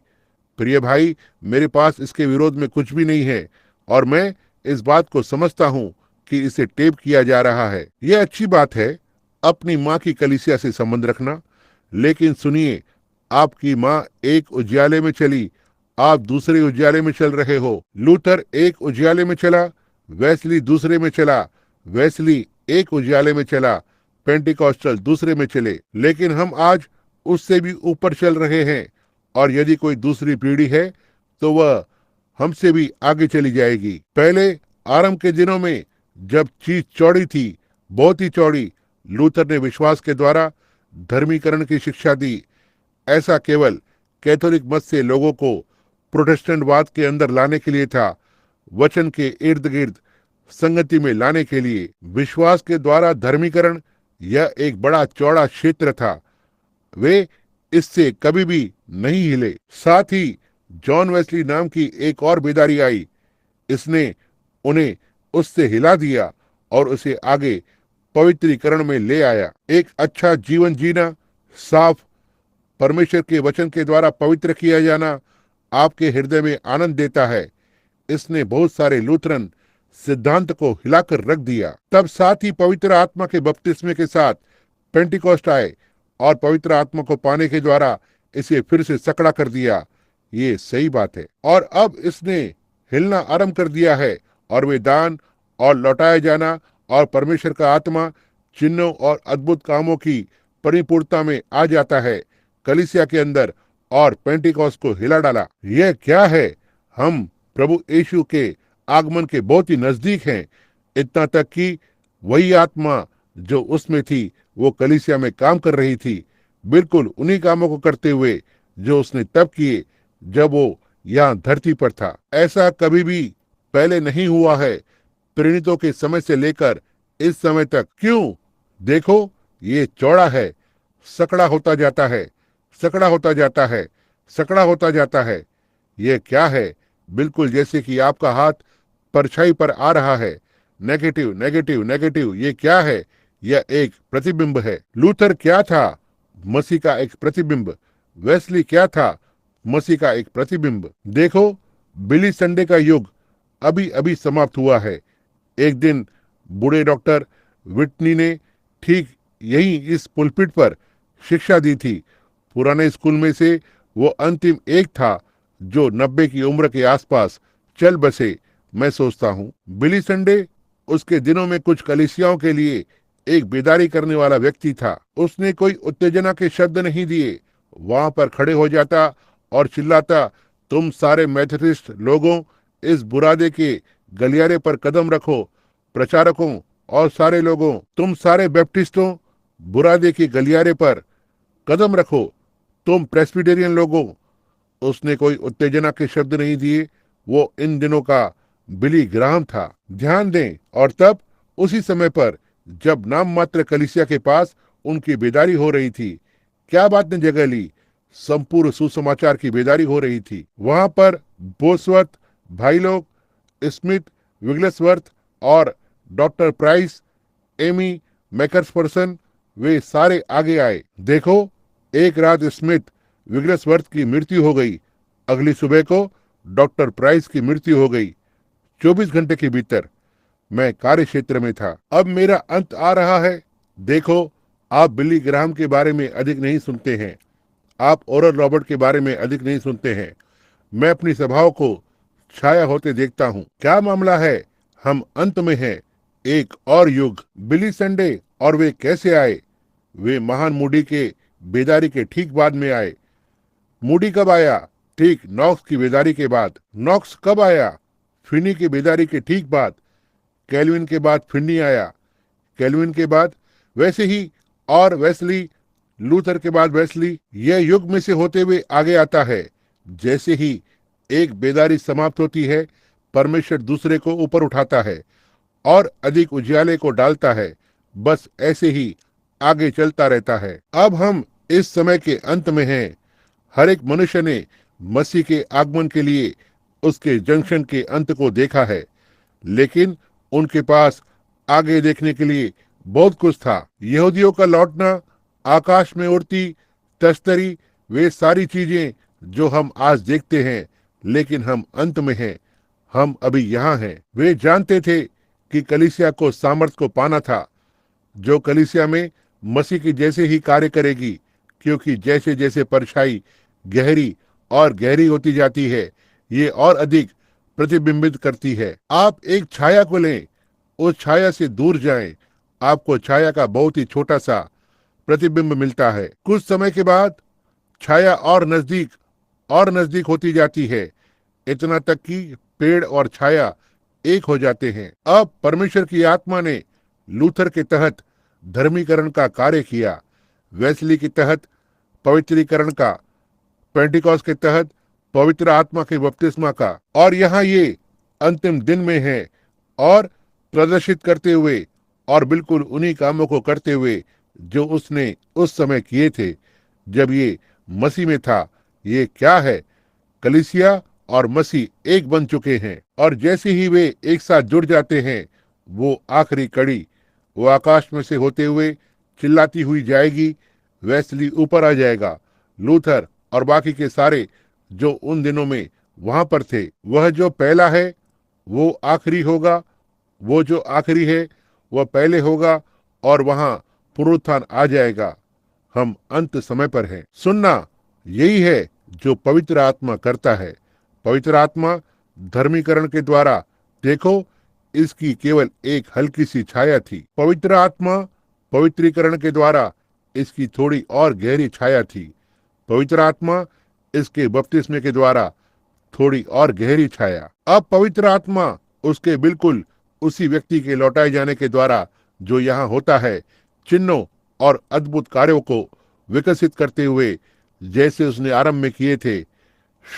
महिमा हो, मुझे पवित्र शोर शराबा करने वाला बुलाएंगे। जो कुछ भी हो, अब हो सकता है वैसे ही आप भी शुरू करें। सुनना भाइयों, इसे सुने। सब भोजन आसन वमन और मल से भरे हैं, कोई शुद्ध स्थान नहीं बचा। वो किसको ज्ञान सिखाएगा? किसको अपने समाचार का अर्थ समझाएगा? क्या उनको जो दूध छुड़ाए हुए और स्तन से अलगाए हुए हैं? ना ही छोटे बच्चों को, प्रेस्बिटेरियन बच्चों को, मेथोडिस्ट बच्चों को, पेंटिकॉस्टल बच्चों को, लूथरन बच्चों को, नाजरीन बच्चों को। वो किसी ऐसे को चाहता है जो स्तनों से दूर होने की इच्छा रखते हैं और कुछ तगड़ा मांस खाने के लिए तैयार हैं। यहाँ ये आता है क्योंकि आज्ञा पर आज्ञा, आज्ञा पर आज्ञा, नियम पर नियम पर नियम, थोड़ा यहाँ और थोड़ा वहां, क्योंकि मैं इन लोगों से थड़थड़ाते हुए होठों और विदेशी भाषा वालों के द्वारा बातें करूंगा, जिनसे उसने कहा विश्राम इसी से मिलेगा। इसी के द्वारा थके हुओं को विश्राम दो, और यह वो आराम देना है, परंतु उन्होंने सुनना न चाहा। वो पवित्र आत्मा जो कि इस तरह से पेंटिकॉस्ट के दिन बस ये ऐसे ही नहीं आता है, इसके आने से 712 वर्ष पहले भविष्यवाणी की गई थी। यहाँ पर ये पेंटिकॉस्ट के दिन पर है, बिल्कुल ठीक उसी तरह से आया। किसी ने कहा सबत के दिन को मानना। मैं अस्वीकार नहीं कर रहा हूँ या किसी की कलीसिया या धर्म को प्रकाश में नहीं ला रहा हूँ, लेकिन कहा सबत का दिन, परमेश्वर का विश्राम दिन सबत का दिन था। यहाँ विश्राम का दिन है, ये विश्राम है। उसने कहा कि तुम थके हुए को विश्राम दो। ऐसा ही है। आमीन। ये आज्ञा पर आज्ञा होगी, नियम पर नियम होगा। यहाँ ये विश्राम है। पवित्र आत्मा क्या है? विश्राम। ओह, हे सारे परिश्रम करने वालों और बोझ से दबे लोगों, मेरे पास आओ और मैं तुम्हें विश्राम दूंगा। वो क्या है? वो एक जो तुम में आता है, तुम्हें शांति देता है, आपका चिन्ह, आपका सहायक, ढांढस दिया। विश्राम पर मोर बंद हुआ। आप कैसे? ये एक चिन्ह है। संसार जानता है कि आपके साथ कुछ तो हुआ है। क्या है ये? यह एक सहायक है। क्या है ये? एक मोहर। आप विश्राम कर रहे हैं। आपके पास यह आपका वकील है। यदि आपको आपके साथ कुछ तो होता है, वहां पर कोई तो है जो आपके लिए शीघ्रता से वकालत को करता है। देखो, मध्यस्थता को कर रहा है। यह कलीसिया में रहते हुए परमेश्वर का आत्मा है। बिल्कुल ठीक इसकी भविष्यवाणी की थी कि जब वो आएगा तो वो क्या होगा। यह एक सनातन के लिए होगा, अनंत विश्राम। परमेश्वर ने संसार को बनाया। इब्रानियों 4 अध्याय। परमेश्वर ने संसार को बनाया और 7वें दिन विश्राम किया। ये सही बात है। 8वां दिन घूमकर वापस आता है नीचे। उसने इसे यहूदियों को एक वाचा के लिए दिया, कुछ ठहराए हुए समय के लिए। ये सही है। लेकिन वे जाकर और एक दिन विश्राम करते हैं। वापस जाकर सप्ताह के पहले दिन फिर से शुरू करते हैं। नया फिर से शुरू करते हैं। यह वो विश्राम नहीं है जिसके बारे में परमेश्वर ने बात की थी जब परमेश्वर ने 6 दिनों में संसार बनाया। जब वो विश्राम पर चला गया, तब से लेकर उसने विश्राम किया। ये सही बात है।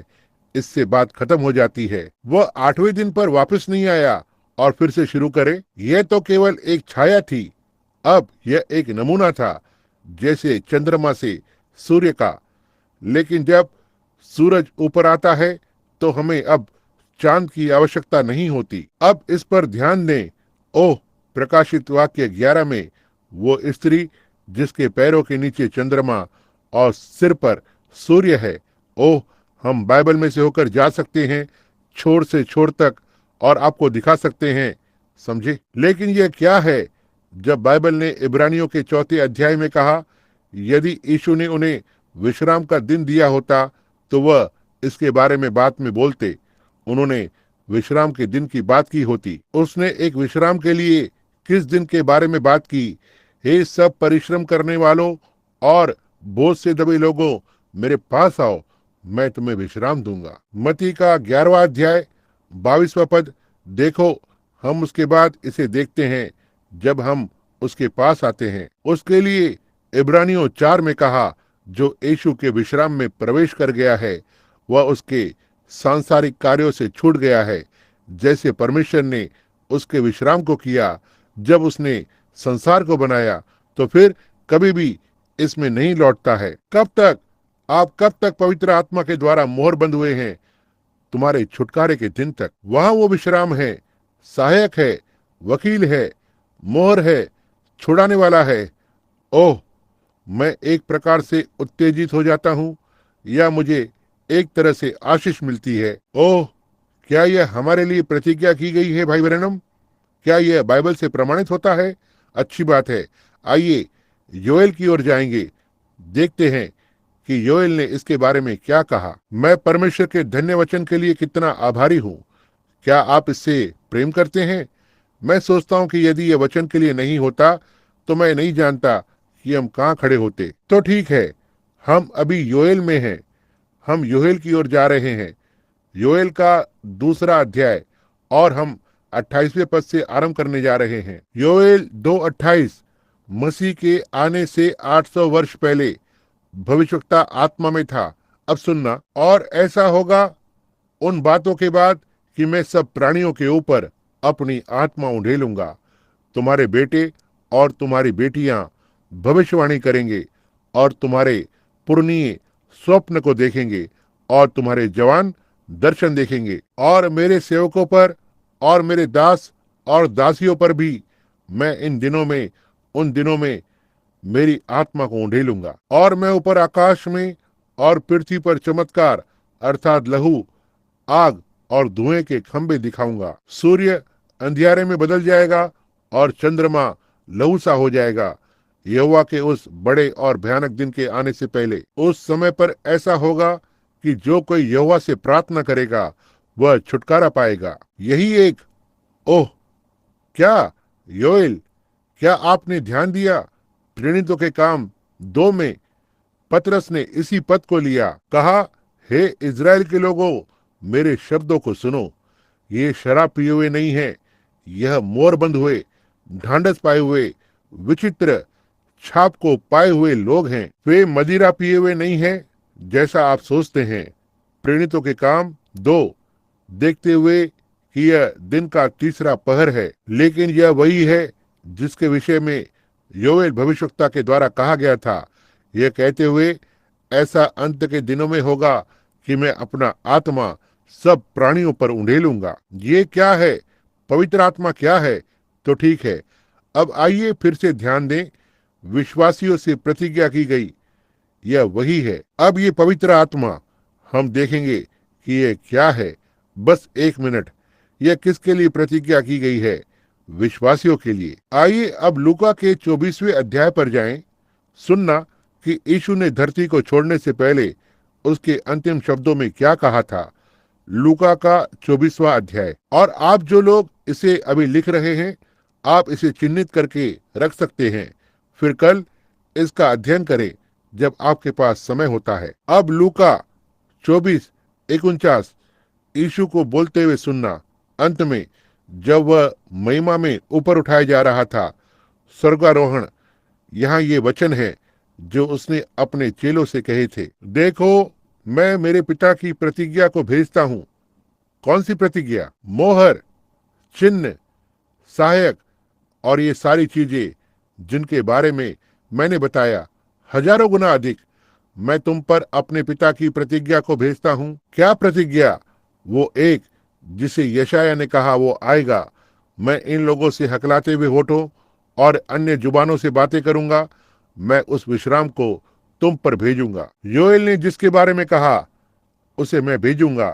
अंत के दिनों में ऐसा होगा, परमेश्वर यूं कहता है, मैं तुम पर अपनी आत्मा को उंडेलूंगा। ओह, मैं तुम्हें भेजूंगा और सब राष्ट्रों को बनाऊंगा। सारे लोगों को यरूशलेम से लेकर मैं इस वाचा के नीचे अब्राहम के बीज को लेकर आऊंगा। मैं उनमें से हर एक को मोहर करूंगा। देखो, मैं अपनी आत्मा को उंडेलूंगा। मैं तुम पर अपने पिता की प्रतिज्ञा को भेजूंगा, लेकिन तुम ठहरे रहना, मतलब इसी नगर यरूशलेम में रुके रहना जब तक तुम ऊपर से सामर्थ को न पाओ। तब पवित्र आत्मा क्या है? ऊपर से सामर्थ, ना ही बिशप से सामर्थ, ना ही कलीसिया से सामर्थ, लेकिन ऊपर से सामर्थ। वो सामर्थ कैसे आई? कलीसिया में जुड़ने के द्वारा। मैं आपको चुनौती देता हूं कि आप ऐसा करें, कहें कि यह सही बात है। कलीसिया में जुड़ने के द्वारा, प्रचारक के साथ हाथ मिलाने से नहीं श्रीमान। अब आप जो कैथोलिक लोग हैं, अपनी जीभ बाहर निकालकर और पहला प्रभु बोझ लेना, नहीं श्रीमान। ये कैसे आया ऊपर से सामर्थ? आइए थोड़ा और आगे बढ़ते हैं। आइए हम प्रेरितों के काम 1:8 को देखें। वे अब एक साथ इकट्ठे हो रहे हैं। जब वे इकट्ठे हुए तब वे यहाँ यीशु के विषय में बात कर रहे थे और यहूदा के स्थान पर एक दूसरे को लेने के लिए नियुक्त किया गया था। प्रेरितों के काम 1:8। परंतु इसके बाद जब पवित्र आत्मा तुम पर आएगा तब तुम सामर्थ पाओगे। क्या आप ब्रैनम टैबरनेकल के सदस्य बन जाते हैं? नहीं, आप मेथोडिस्ट कलीसिया के सदस्य बन जाते हैं, कैथोलिक कलीसिया के, प्रेस्बिटेरियन के। बाइबल में ऐसा नहीं है, यह मनुष्य के बनाए गए सिद्धांत हैं। लेकिन तुम्हारे एक प्रचारक बनने के बाद तुम सामर्थ को पाओगे? नहीं श्रीमान। तुम्हारी बैचलर ऑफ आर्ट की पदवी के बाद तुम सामर्थ को पाओगे? नहीं श्रीमान। तुम्हारे डीडी की पदवी मिलने के बाद सामर्थ में आओगे? नहीं श्रीमान। पानी में बपतिस्मा लेने के बाद तुम सामर्थ को पाओगे? नहीं श्रीमान। तुम्हारा पहला प्रभु भोज ले लेने के बाद तुम सामर्थ को पाओगे? नहीं श्रीमान। देखो, यह सब मनुष्य की बनाई हुई चीजें हैं। सुनना, बाइबल ने क्या कहा, यीशु ने क्या कहा। जब पवित्र आत्मा तुम पर आएगा तब तुम सामर्थ पाओगे। पवित्र आत्मा क्या है? सामर्थ। तब इसके बाद तुम गवाह होगे। केवल तुम 12 ही, तुम यरूशलेम में गवाह होगे। तुम यरूशलेम और सारे यहूदिया और सामरिया में मेरे गवाह होगे, और पृथ्वी के भागों के शोर तक जो अभी तक नहीं पहुंचे हैं। और जब उसने इन बातों को कहा, जब वे उसको देखते रहे, वो ऊपर उठा लिया गया और बादल ने उसे उनकी आंखों से छिपा लिया। अब सीधे पन्ने को पलटेंगे, इन भविष्यवाणियों को पूरा होते देखें। जब पेंटिकोस का दिन पूरी तरह आया तो वे सब एक चित्त होकर एक स्थान पर इकट्ठे थे। और अचानक ही पास्टर आ गया और मैं वहां लीक से हट गया हूं। क्या नहीं हटा? अचानक याजक वेदी पर आ गया? नहीं। और एकाएक एक आवाज हुई, न ही एक ढोंगी विश्वास वहां पर था। एक आवाज, एक सेवक दरवाजे पर पहुंच रहा था। याजक ने प्रभु बोझ लिया था पवित्र स्थान से बाहर आते हुए? नहीं, ऐसा कुछ भी नहीं है। आकाश से आवाज आई, ना ही पैरों की सरसराहट। वहां आकाश से एक बड़ी आंधी की सी सनसनाहट की आवाज आई, ओ प्रभु। और उससे सारा घर जहां वे बैठे थे भर गया। पवित्र आत्मा क्या है? यहाँ है ये जहां उन्हें सामर्थ मिलती है। यहाँ है ये जहां उन्हें रुके रहना चाहिए था। यहाँ पर क्या हुआ जब उन्होंने ऐसा किया? सब ने भविष्यवाणी की थी, उत्पत्ति से लेकर ठीक आगे तक, अब्राहम से होते हुए ठीक आगे तक। यह आएगा, और ये कैसे आएगा, और परिणाम आएंगे। ये क्या है? विश्वासियों के लिए, कलीसिया के लिए प्रतिज्ञा की गई थी। और उससे सारा घर जहां वे बैठे थे भर गया, और उन्हें आग के जैसे जीभें फटती हुई दिखाई दी, और उनमें से हर एक पर आ ठहरी। और वे सब पवित्र आत्मा से भर गए, और जिस प्रकार आत्मा ने उन्हें बोलने की सामर्थ दी, उन्होंने अन्य अन्य भाषा बोलना आरंभ किया। अब हम उस बात को शुक्रवार की रात को लेने वाले हैं। हम इसे ठीक वहीं पर छोड़ देंगे। देखो यह किस तरह से है। यह कलीसिया के लिए एक प्रतिज्ञा है, पूरी तरह से एक प्रतिज्ञा। तो ठीक है, हम यह देखने जा रहे हैं कि उनके भरे जाने के बाद वे कब तक के लिए मोर हुए थे। यहाँ पर कितने लोगों को पवित्र आत्मा मिला है? आइए आपके उठे हुए हाथों को देखें। बिना पवित्र आत्मा की तुलना में पवित्र आत्मा पाए हुए लोग कहीं अधिक हैं। हम चाहते हैं कि आप हम में से एक बने। भाइयों बहनों, जब आप समझने लगते हैं कि यह क्या है, ये परमेश्वर का आत्मा है जो आप में वास करता है ताकि परमेश्वर के कामों को करें। जब भी परमेश्वर ने कभी अपनी आत्मा को अपने किसी सेवक, अपने किसी भविष्यवक्ता, अपने किसी शिक्षक के अंदर भेजा, अपने किसी भी प्रेरित के लिए, उन्हें हमेशा संसार के द्वारा अस्वीकृत कर दिया गया था। उन्हें पागल समझा जाता था। ऐसा वहां हर युग में होता था। जब पौलुस अग्रिप्पा के सामने खड़ा हुआ, उसने कहा, जिस तरह से इसे विरुद्ध मत कहा गया। विरुद्ध मत क्या है?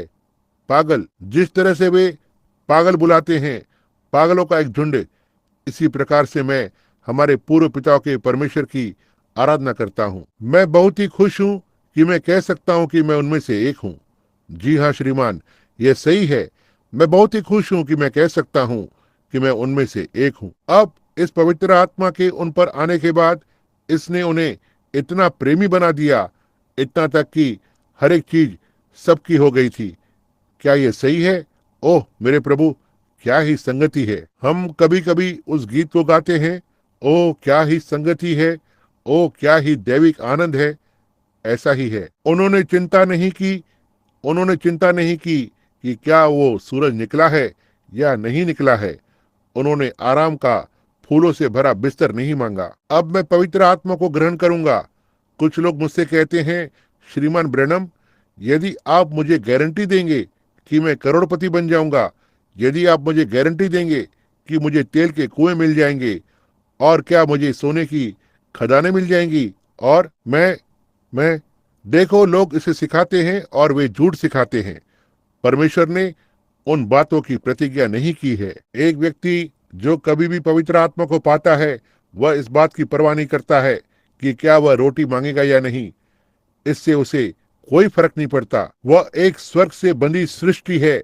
वह नहीं, उसका यहाँ से कोई संबंध नहीं है, बिल्कुल भी नहीं। यह सही है। वो परवाह नहीं करता है, आने दो, जाने दो, क्या भी होने दो, उनकी निंदा करने दो, मजाक उड़ाने दो, आपकी प्रतिष्ठा खोना। आप किसकी चिंता करते हैं? आप महिमा के रास्ते पर हैं। हालेलुया! आपकी आंखें मसीह पर टिकी हैं और आप अपने मार्ग पर हैं। आप परवाह नहीं करते कि संसार क्या कहता है। यही है जो पवित्र आत्मा है। यह एक सामर्थ है, यह एक मोहर है, यह एक सहायक है, यह एक वकील है, यह एक चिन्ह है। ओह प्रभु, यह आश्वासन है कि परमेश्वर ने आपको स्वीकार किया है। मैंने कितना समय लिया है? मेरे पास अभी 8 मिनट और हैं, तो ठीक है। मेरे पास यहाँ बहुत सारे वचन हैं। मैं नहीं सोचता कि मैं उन्हें ले सकता हूँ, लेकिन हम अपनी तरफ से पूरी कोशिश करेंगे। अब एक मनुष्य पवित्र आत्मा से भर जाने के बाद क्या यह संभव है कि सतावट और चीजों के कारण से उसे वापस आना पड़े? और अब वह हारने वाला नहीं है। वह अब भी परमेश्वर का पुत्र है। वो हमेशा ही पुत्र रहेगा, क्योंकि आप कब तक मोहरबंद हुए हैं। ये सही है, यही है जो बाइबल ने कहा। अब चेलों को पीटे जाने के बाद उनका मजाक उड़ाया गया था, उनका उपहास उड़ाया गया और इत्यादि। उन्होंने सोचा ये वो समय है कि थोड़ी देर में एक साथ वापस चले जाएं। आइए प्रेरितों के काम की ओर जाएं, उसका 4था अध्याय, और देखें जब ये क्या हुआ। अब यह आप लोगों के लिए है जिन्हें ये पहले ही मिल चुका है। प्रेरितों के काम 4था अध्याय। अब पतरस और यूहन्ना को पीटा गया और बंदीगृह में डाल दिया गया चंगाई करने की वजह से। कलीसिया के फाटक पर एक चंगाई की सभा का आयोजन करने के कारण। कितने लोग ये जानते हैं, वहां एक मनुष्य पड़ा हुआ था जो एक प्रकार से अपने पैरों से लंगड़ा था। वह चल नहीं सकता था। 40 वर्षों से ऐसा ही था। और पतरस वहां से होकर गुजरा और उसने उसके कटोरे को बाहर निकाला और उसके कटोरे में कुछ तो उसके खाने के लिए डाले। और पतरस ने दर्शाया कि वो एक पवित्र आत्मा से भरा हुआ प्रचारक था। उसके पास कुछ भी पैसा नहीं था। उसने कहा चांदी और सोना मेरे पास नहीं है। देखो, वो इसकी चिंता नहीं कर रहा था, लेकिन वो एक स्वर्ग से बंधा हुआ सृष्टि था। ओह, काश हमारे पास उस बात पर थोड़ी देर जाने का समय होता। देखो, वह स्वर्ग से बंधा हुआ था, वह ढांढस पाया हुआ था, उसके पास आत्मा थी, उसके पास सामर्थ थी। वो चलकर आगे गया और कहा, मेरे पास चांदी और सोना नहीं है, लेकिन जो कुछ मेरे पास है मैं तुम्हें देता हूँ। इसमें कोई संदेह नहीं कि मनुष्य ने कहा, आपके पास क्या है श्रीमान? मेरे पास विश्वास है। मेरे हृदय में कुछ तो है जिसकी शुरुआत लगभग 10 दिन पहले हुई थी। मैं वहां ऊपर के कमरे में था और अचानक ही सारी प्रतिज्ञाएं जो परमेश्वर ने की थी। मैं यीशु मसीह के साथ 3.5 वर्ष तक चला था। मैंने उसके साथ मछली पकड़ी, मछलियों को खींचकर बाहर निकाला। मैंने ऐसे अलग अलग काम किए और मैंने उसे बीमारों को चंगा करते हुए देखा था। वो मुझसे हमेशा कहता था, पिता मुझ में है, लेकिन जब मैं जाऊंगा तो वह तुम्हारे अंदर आ जाएगा। सो मैं इसे नहीं समझ सका, लेकिन उसने कहा, अब मैं अपेक्षा नहीं करता कि तुम इसे समझोगे। इन बातों को तुम नहीं समझते हो, तुम केवल उन्हें ले लो। मैं इसे अभी तक नहीं समझता हूँ, और मुझे मत बताओ कि तुम समझते हो, क्योंकि तुम नहीं समझते। देखा, तो मैं इसे समझ नहीं सकता हूँ, मैं इसे समझा नहीं सकता, लेकिन केवल एक चीज जिसे मैं जानता हूँ, मैंने इसे पा लिया है। तो ठीक है, आप कहते हैं ऐसा वैज्ञानिक दृष्टि से नहीं है। ओह, निश्चय ही ये है। उन रोशनी की ओर देखो। जब बेंजामिन फ्रैंकलिन ने इसे पकड़ा तो उन्होंने कहा, मुझे ये मिल गया। वह नहीं जानता था कि उसके पास क्या था, लेकिन उसके पास ये था। और मैं चाहता हूं कि कोई तो मुझे आज रात बताए कि बिजली या विद्युत शक्ति क्या है। वे अभी तक नहीं जानते कि यह क्या है, लेकिन हमारे पास ही है। आमीन, ये सही है। कोई भी व्यक्ति नहीं जानता कि बिजली या विद्युत शक्ति क्या है। वे इसका उपयोग कर सकते हैं, इसे उजाला कर सकते हैं, इसे जला सकते हैं, इसे क्रिया में ला सकते हैं, लेकिन इसे उत्पादक वस्तु के द्वारा उत्पन्न किया गया है। दो टुकड़े इस तरह से एक साथ संचालित हो रहे हैं, ये इसे उत्पन्न करता है और यही सब वे जानते हैं। यह प्रकाश को देगा और इसमें विद्युत शक्ति होती है और यही परमेश्वर की आत्मा के समान है। जब आपको एक टुकड़ा मिलता है तो ये आप हैं और दूसरा टुकड़ा परमेश्वर है और उन्हें इस तरह से एक साथ इधर से उधर संचालित किया जाता है। यह आपके लिए कुछ तो करेगा, ये सही बात है। ये प्रकाश को देगा, यह सामर्थ को देगा। आप नहीं जानते कि यह क्या है और आप कभी नहीं जान पाएंगे कि यह क्या है, लेकिन आप जान जाते हैं जब आपको यह मिल जाता है। यह एक बात तो निश्चित है और यह आपके लिए है, यह आपका है, यह आश्वासन है, ये सही बात है। यह प्रकाश क्या दिखाता है? वहां आश्वासन है, ये प्रकाश है। अब इस पर ध्यान दें। अब आप नहीं जानते कि यह क्या है, लेकिन इन लोगों ने कहा तो ठीक है। उन्होंने एक बात कही जो वे जानते हैं। हम जानते हैं कि वे अज्ञानी हैं, कुछ तो ज्यादा पागल या नट है। आप देखो, जैसे उस छोटे जर्मन ने कहा कि वो पागल था। देखा, कहा वे अज्ञानी और अशिक्षित हैं, लेकिन वे उस मछुआरे के साथ रहे हैं, वहां पर उस बढ़ई के साथ जो यीशु कहलाता है। मैं आपको बताता हूं, क्योंकि वे उसी काम को कर रहे हैं जो काम वो करता है। यही वो पवित्र आत्मा है। क्या यीशु एक अज्ञानी मछुआरे में रहता है, एक बढ़ई में, या जो कुछ भी वो है, अज्ञानी प्रचारक, ये जो भी है, ये तो एक मनुष्य है जो संसार की बातों से अज्ञानी होना चाहता है और यीशु को अपने अंदर आने देना चाहता है। परमेश्वर की आत्मा, वो मोहर, वो सहायक, वो प्रतिष्ठा की चिंता नहीं करता।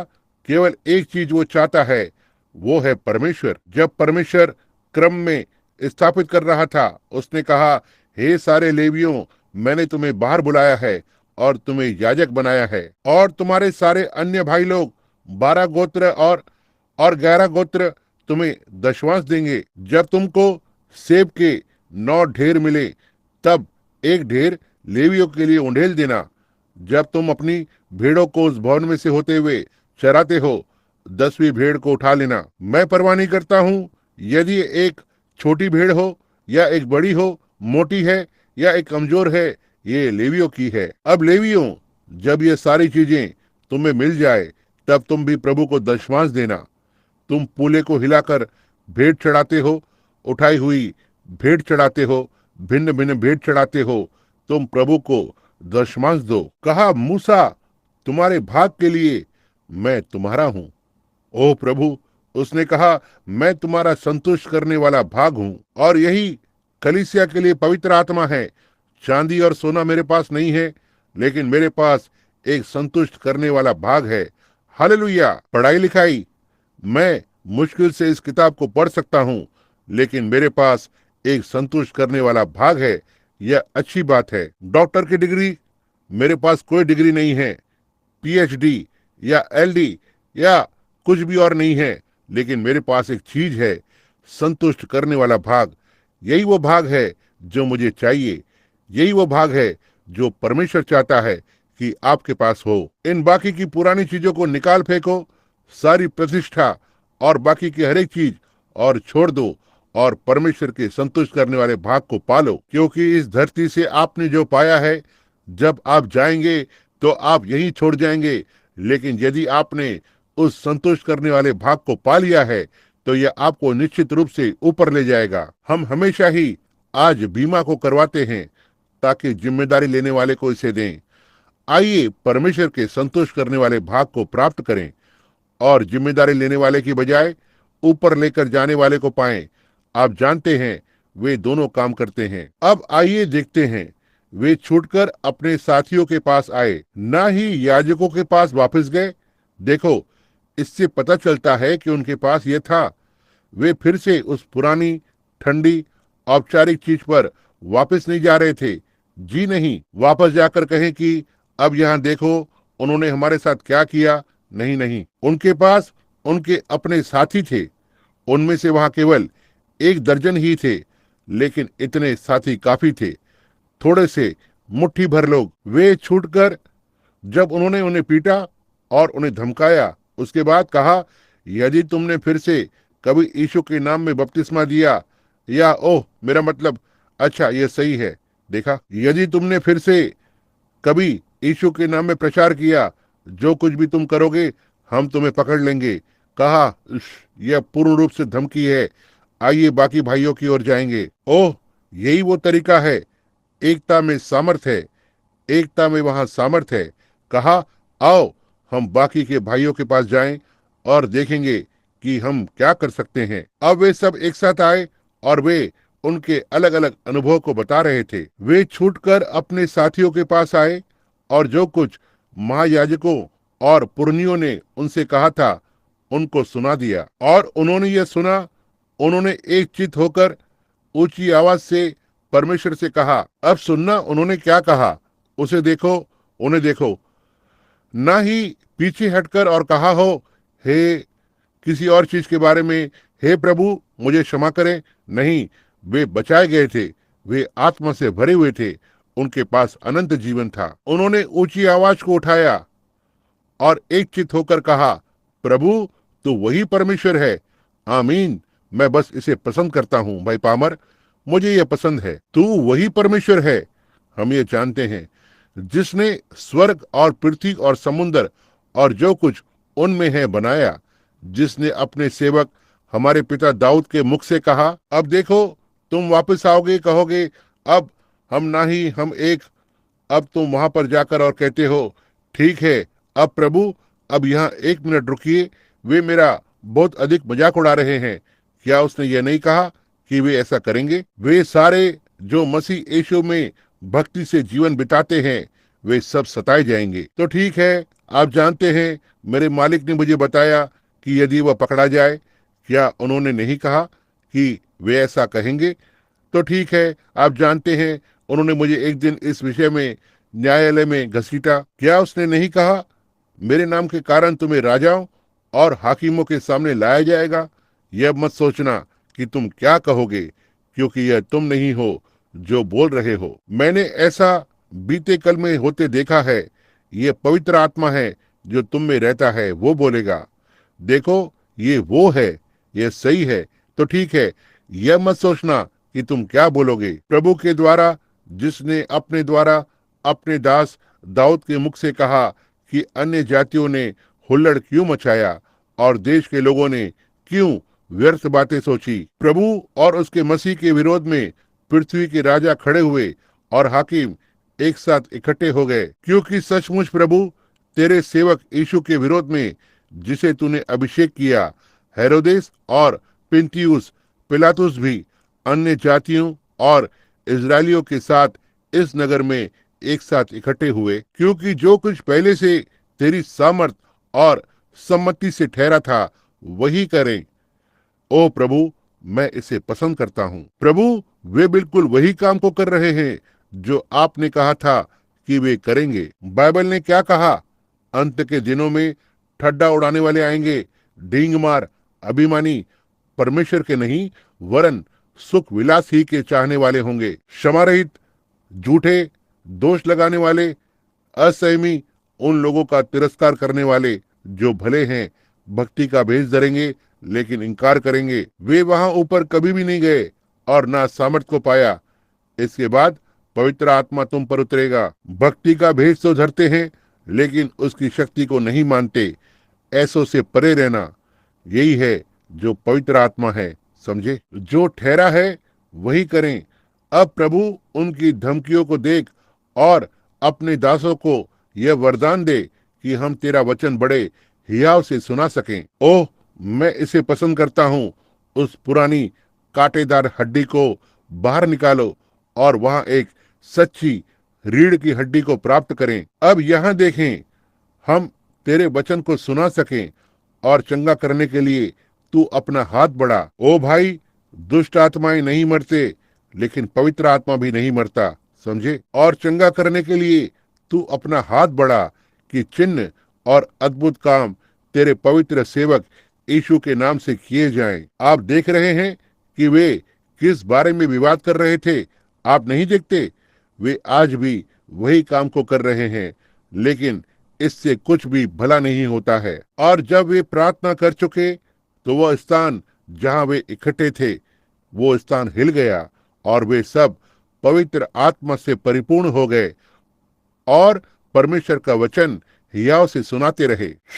ओह, उन्हें कुछ तो मिला जब वे वहां ऊपर गए, क्या उन्हें नहीं मिला? प्रतिज्ञा ने कहा कि यही है जो पवित्र आत्मा है, ताकि आपको हिम्मत दे, आपको एक ढांढस दे, ताकि आपको मोहर करे, आपको एक चिन्ह दे। ओह प्रभु, सुनना। ओह, काश हमारे पास थोड़ा समय होता, हम फिलिपुस के साथ सामरियों की ओर जा सकते थे। प्रेरितों के काम 8:14 में आप जो लोग इसे लिखकर रख रहे हैं, उन्होंने बहुत आनंद को पाया था। उनके पास बड़ी बड़ी चंगाइयां हुई थी, लेकिन उन्होंने यीशु मसीह के नाम में बपतिस्मा लिया था। लेकिन उन्होंने पतरस को लाने के लिए यरूशलेम की ओर भेजा। उसने वहां पर आकर और उन पर हाथ रखा और उन्होंने पवित्र आत्मा को पाया। प्रेरितों के काम 8:14। अन्य जाति वहां एक कुरनेलियुस नाम का व्यक्ति था। वह एक अद्भुत व्यक्ति था, दशमांश देता था, लोगों के लिए आराधनालय बनवाता था, परमेश्वर का आदर करता था, परमेश्वर का भय मानता था। एक भला मनुष्य, अच्छा प्रेस्बिटेरियन, मेथोडिस्ट, बैप्टिस्ट या जो कुछ और है, देखो एक बहुत ही भला मनुष्य। लेकिन एक दिन परमेश्वर ने कहा वह एक भला मनुष्य है, इसलिए मैं उसे एक सभा में भेजने जा रहा हूँ। मुझे अपने प्रचारक को यहाँ पर लाना होगा और उसे इसके बारे में बताना होगा। तो ठीक है। सो उसने एक दर्शन देखा, कहा याफा की ओर जाओ और तुम्हें वहां एक शमोन नाम का एक चम्रकार मिलेगा और वहां पर एक है शिमोन पतरस, वहां है, उसे यहाँ पर आने दो, वो तुम्हें जरिया बताएगा, क्योंकि उसने कुछ तो पाया है। और जब पतरस वहां पर खड़ा हुआ और कुरनेलियुस उस प्रचारक की आराधना करने वाला था, वो था, लेकिन पतरस ने कहा खड़े हो जाओ, मैं तुम्हारे जैसा ही मनुष्य हूँ। और जब पतरस इन वचनों को बोल ही रहा था कि वे किस तरह वापस गए आदि में, मैं उन्हीं बातों के बारे में बात कर रहा हूँ कि कैसे परमेश्वर ने पवित्र आत्मा को उंडेलने की प्रतिज्ञा की थी। जब वो इन वचनों को बोल रहा था तो पवित्र आत्मा उन पर उतर आया।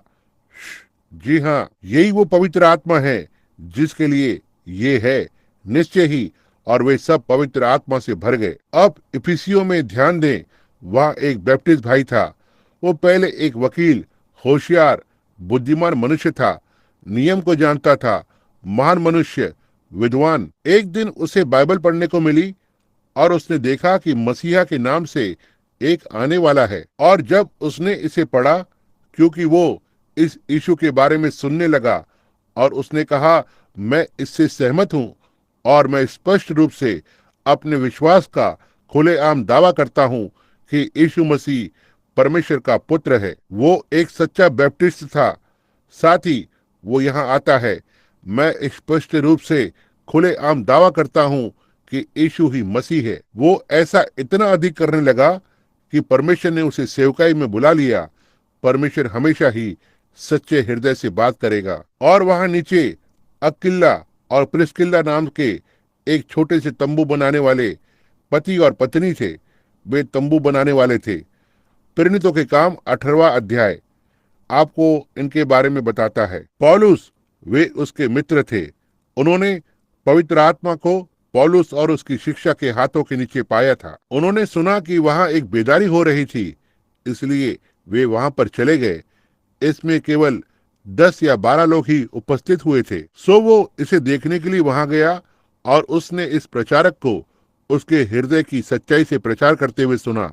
उसने कहा, आप जानते हैं, मैं विश्वास करता हूं कि वो सच्चाई को सुनेगा। तब सभा के समाप्त होने के बाद उसने उसे तंबू के पीछे की ओर बुलाया और कहा, देखो, हमारा एक छोटा भाई है जो लगभग इतना ऊंचा, एक छोटा सा नोकीले नाक वाला यहूदी है, और लेकिन जब वो वहां पर आता है वो तुम्हें स्पष्ट रूप से परमेश्वर के वचन की शिक्षा देगा। तो ठीक है। कुछ समय बाद पौलुस उसी समय पर जेल में था।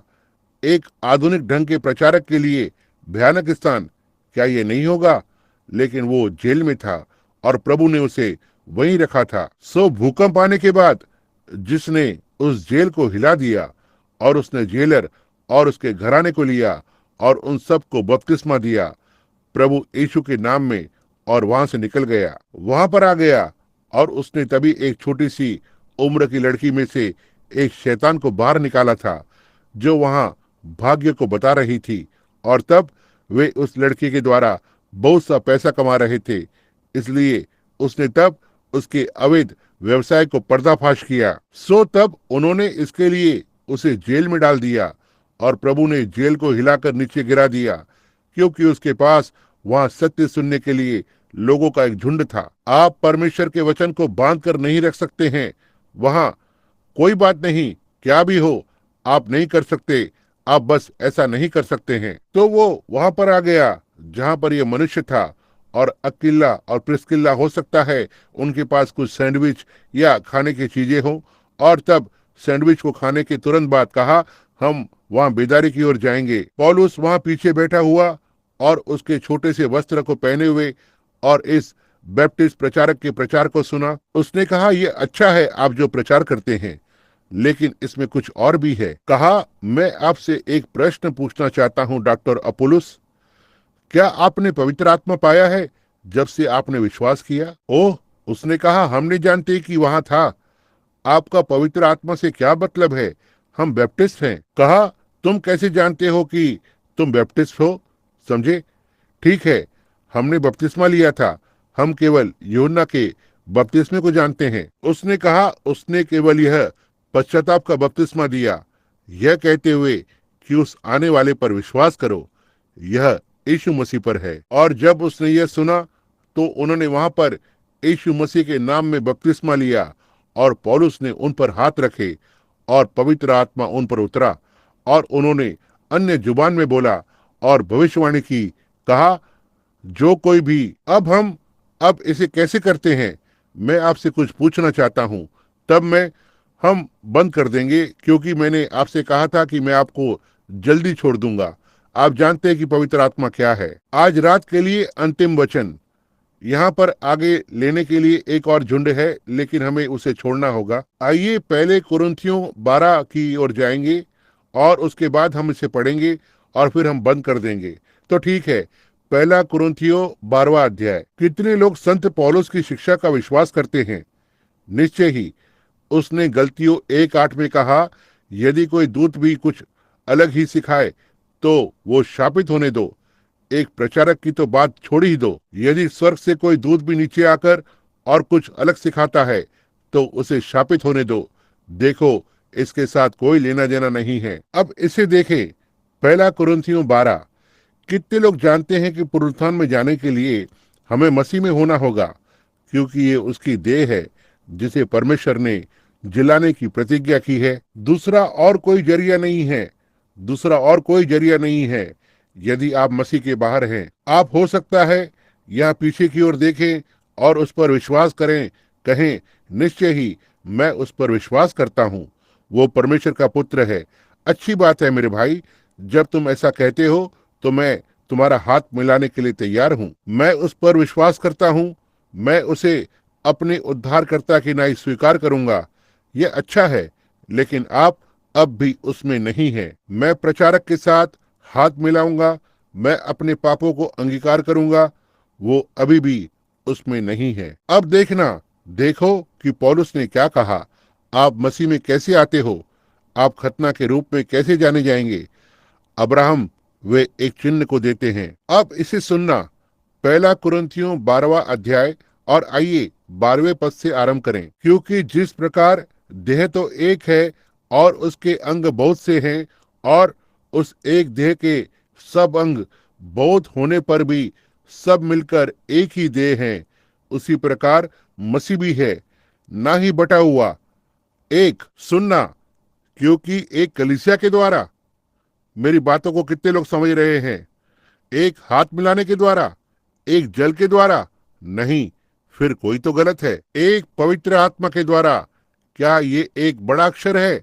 यह तब पवित्र आत्मा है, समझे? क्योंकि हम सब ने, क्या यहूदी हो, क्या यूनानी, क्या दास, क्या स्वतंत्र, एक ही आत्मा के द्वारा एक देह होने के लिए बपतिस्मा लिया, और हम सबको एक ही आत्मा पिलाया गया। मसीह की देह एक आत्मा है जहां हर एक सदस्य पेंटिकॉस्ट से लेकर इस समय तक एक ही नया दाखरस पीता है। वही पवित्र आत्मा उसी परिणाम को लाता है। हम इसे कैसे करते हैं? एक आत्मा के द्वारा। यह परमेश्वर का खुला द्वार है। पवित्र आत्मा ये क्या है? ये परमेश्वर का खुला द्वार है। यह एक चिन्ह है, यह एक मोहर है, यह एक सहायक है, यह एक वकील है, यह एक आश्वासन है, यह विश्राम है, यह शांति है, यह भलाई है, यह चंगाई है, यह जीवन है। यह इन सारी चीजों के लिए परमेश्वर का खुला द्वार है। यह मसीह के लिए परमेश्वर का खुला द्वार है, जिसे परमेश्वर ने प्रमाणित किया कि उसने यीशु को मरे हुओं में से जिलाया, और वे जो मसीह में मरे हैं उन्हें परमेश्वर पुनरुत्थान के समय अपने साथ लाएगा। पवित्र आत्मा को शोकित मत करो, जिसके द्वारा तुम्हें तुम्हारे छुटकारे के दिन तक के लिए मसीह में मोहरबंद किया है। कितने लोग इसे विश्वास करते हैं? मसीह क्या है? पवित्र आत्मा क्या है? यह ऐसा कुछ नहीं है जिस पर लोग हंसें। यह कुछ तो ऐसा है जिस पर लोग हंसते हैं, लेकिन ऐसा विश्वासियों के लिए नहीं है। अविश्वासियों के लिए काश मेरे पास लंबे 2 या 3 सप्ताह होते। मैं कल रात लेना चाहूंगा। मैं आपको बताऊंगा कि यह अविश्वासी के लिए क्या है। मैं बस जल्दी जल्दी करूंगा, बस कुछ क्षण का समय। यह हंसी का पात्र है, यह एक जाल है, यह एक ठोकर है, यह मृत्यु है, यह परमेश्वर से अनंत अलगाव है। मैं बस उन चीजों के बारे में नहीं सोच सकता जो अविश्वासी के लिए है। याद रखना, जिस बारिश का अविश्वासी ने मजाक उड़ाया था, यह वही बारिश थी जिसने नूह और उसके परिवार को बचाया था। देखा, वही आत्मा, पवित्र आत्मा, जिसका लोग मजाक उड़ा रहे हैं और ये कहते हैं पागल और मूर्खों का एक झुंड, यह पागलपन है। यह वही बात है जो कलीसिया का रैप्चर करेगी और अंत के दिनों में इसे ऊपर ले जाएगी। ये अविश्वासी पर न्याय को लाएगा। यह सही बात है। यही है जो पवित्र आत्मा है। धन्य है वे, मैं इसे मेरे हृदय की ईमानदारी से कह सकता हूँ, धन्य है वे जो इसके लिए भूख प्यास को रखते हैं, क्योंकि वे तृप्त किए जाएंगे। कल रात हम इस बारे में बात करने जा रहे हैं कि किस तरह से जब यह आता है तो क्या करता है। अब यहाँ कितने लोग पवित्र आत्मा को पाना चाहेंगे और चाहते हैं कि कोई तो आपके लिए प्रार्थना करे, जिससे कि आप उजियाले को देखें। आप जानते हैं यह क्या है। अब कल रात हम लेने जा रहे हैं यह क्या करता है, और उसके बाद अगली रात को लेंगे इसे कैसे पाना है। उसके बाद हम बुलाएंगे, यहाँ लोगों को निर्देश देना है, और सीधे कमरों में जाएंगे और वहीं रहेंगे। यदि ऐसा पूरे क्रिसमस तक चलता है तो ये ठीक है, जब तक कि पवित्र आत्मा नहीं आता। हम इसे एक विचारशील बाइबल की बुनियाद से देखने जा रहे हैं। हम इसके समीप जा रहे हैं और इसे वैसे ही पाएंगे जैसे परमेश्वर ने इसकी प्रतिज्ञा की थी, और यह आरंभ में नीचे उतर आया। इसी तरह से हम इसे करने के लिए यहाँ पर हैं। मैं इससे कोई फर्क नहीं पड़ता कि कोई कुछ भी क्या कहता है। हम परमेश्वर का वचन मेरे हृदय में प्रधानता ले चुका है। ये सही बात है, और मुझे वो चाहिए जो परमेश्वर के पास मेरे लिए है। यदि वहां कुछ और भी अधिक है प्रभु, तो स्वर्ग को खोलें, क्योंकि मेरा हृदय इसके लिए खुला है। ये सही है। कितने लोग इसे चाहते हैं? अब अपने हाथ को उठाएं, कहें मेरे लिए प्रार्थना करें। अब जब आपने अपने हाथों को ऊपर उठाए रखा है, स्वर्गीय पिता, हमने लंबे समय तक शिक्षा दी है, लेकिन आपकी आत्मा यहाँ पर है। यहाँ पर हाथ हैं जो अब हवा में ऊपर उठे हुए हैं, और वे जानते हैं कि ये क्या है। वे जानते हैं कि पवित्र आत्मा का क्या अर्थ है। मैं प्रार्थना करता हूँ परमेश्वर कि इस सभा के समाप्त होने से पहले कि यहाँ पर हर एक हाथ जो ऊपर उठाए जाएंगे कि उन्होंने इसे पा लिया है, इसे प्रदान करे प्रभु। हम उनके लिए प्रार्थना करते हैं। हम आपसे मांगते हैं कि आप उन्हें आशीष दीजिए और उन्हें उनकी हृदय की इच्छा को प्रदान करें। उनके हाथों की ओर देखें प्रभु। वे आपसे प्रेम करते हैं, वे इसे चाहते हैं, वे जानते हैं कि वे नहीं जा सकते। कल रात यदि आप मेरी सहायता करेंगे प्रभु, हम इसी वचन में से साबित कर सकते हैं कि वे इसके बिना कभी भी रैप्चर नहीं कर पाएंगे। इसलिए मैं प्रार्थना करता हूं पिता कि आप उन्हें भूख और प्यास को दीजिए ताकि वे तृप्त हो सकें। मैं उन्हें अब आपके समक्ष रखता हूं पिता, और इन आशीषों को प्रदान करें जैसा कि हम इसे यीशु के नाम में मांगते हैं, आमीन। इससे पहले हम फिर से गाएं, मैं यह कहना चाहता हूं, मैं यहाँ पर कमरे में सेवकों के झुंड से मिलना चाहता हूं। शुक्रवार की रात सभा शुरू होने से पहले देखो, शुक्रवार की रात मैं, आप समझ रहे हैं कि मैं क्या करने की कोशिश कर रहा हूं, इस बात को दिखाने की कि यह क्या है, इसे कैसे पाना है और क्या आदर करना है। तब आप आंख बंद करके नहीं आते हैं किसी चीज में डंडा मारते हुए। यही कारण है कि मैंने इसे आज रात कभी नहीं पूछा। मैं चाहता हूं कि आप यह जाने कि यह क्या है। यह एक प्रतिज्ञा है, यह एक मोहर है, यह सहायक है, यह आदि आदि है। तब कल की रात और अगली रात फिर हम ठीक उसके बाद से आरंभ करेंगे। उसके आगे से जब तक ये नहीं आता, इसकी फिक्र नहीं करना कि इसमें कितना समय लगता है, हम तब तक बने रहेंगे। अपने हृदय को शुद्ध रखें, वो इसे कभी भी अशुद्ध हृदय में नहीं उंडेलेगा। सही कर लो, तैयार रहो, और वो इसे प्रदान करेगा। आइए अब हमारे हाथों को उठाएं। पास्टर ने अभी कहा और हम सहमत हैं कि कल रात को हम 7:30 के बजाय 7 बजे आरंभ करेंगे, और जिससे कि मैं आपको 9:30 के बजाय 8:30 बजे छोड़ दूंगा। 7:30 कल रात 7 बजे गीत की सभा आरंभ होगी। मैं 7:30 बजे अपने संदेश पर आऊंगा। आइए हम अपने रुमाल को निकालकर उसकी ओर हिलाएं, औपचारिक विचारधारा को तोड़ें। तो ठीक है, अब आपके पास्टर भाई नेविल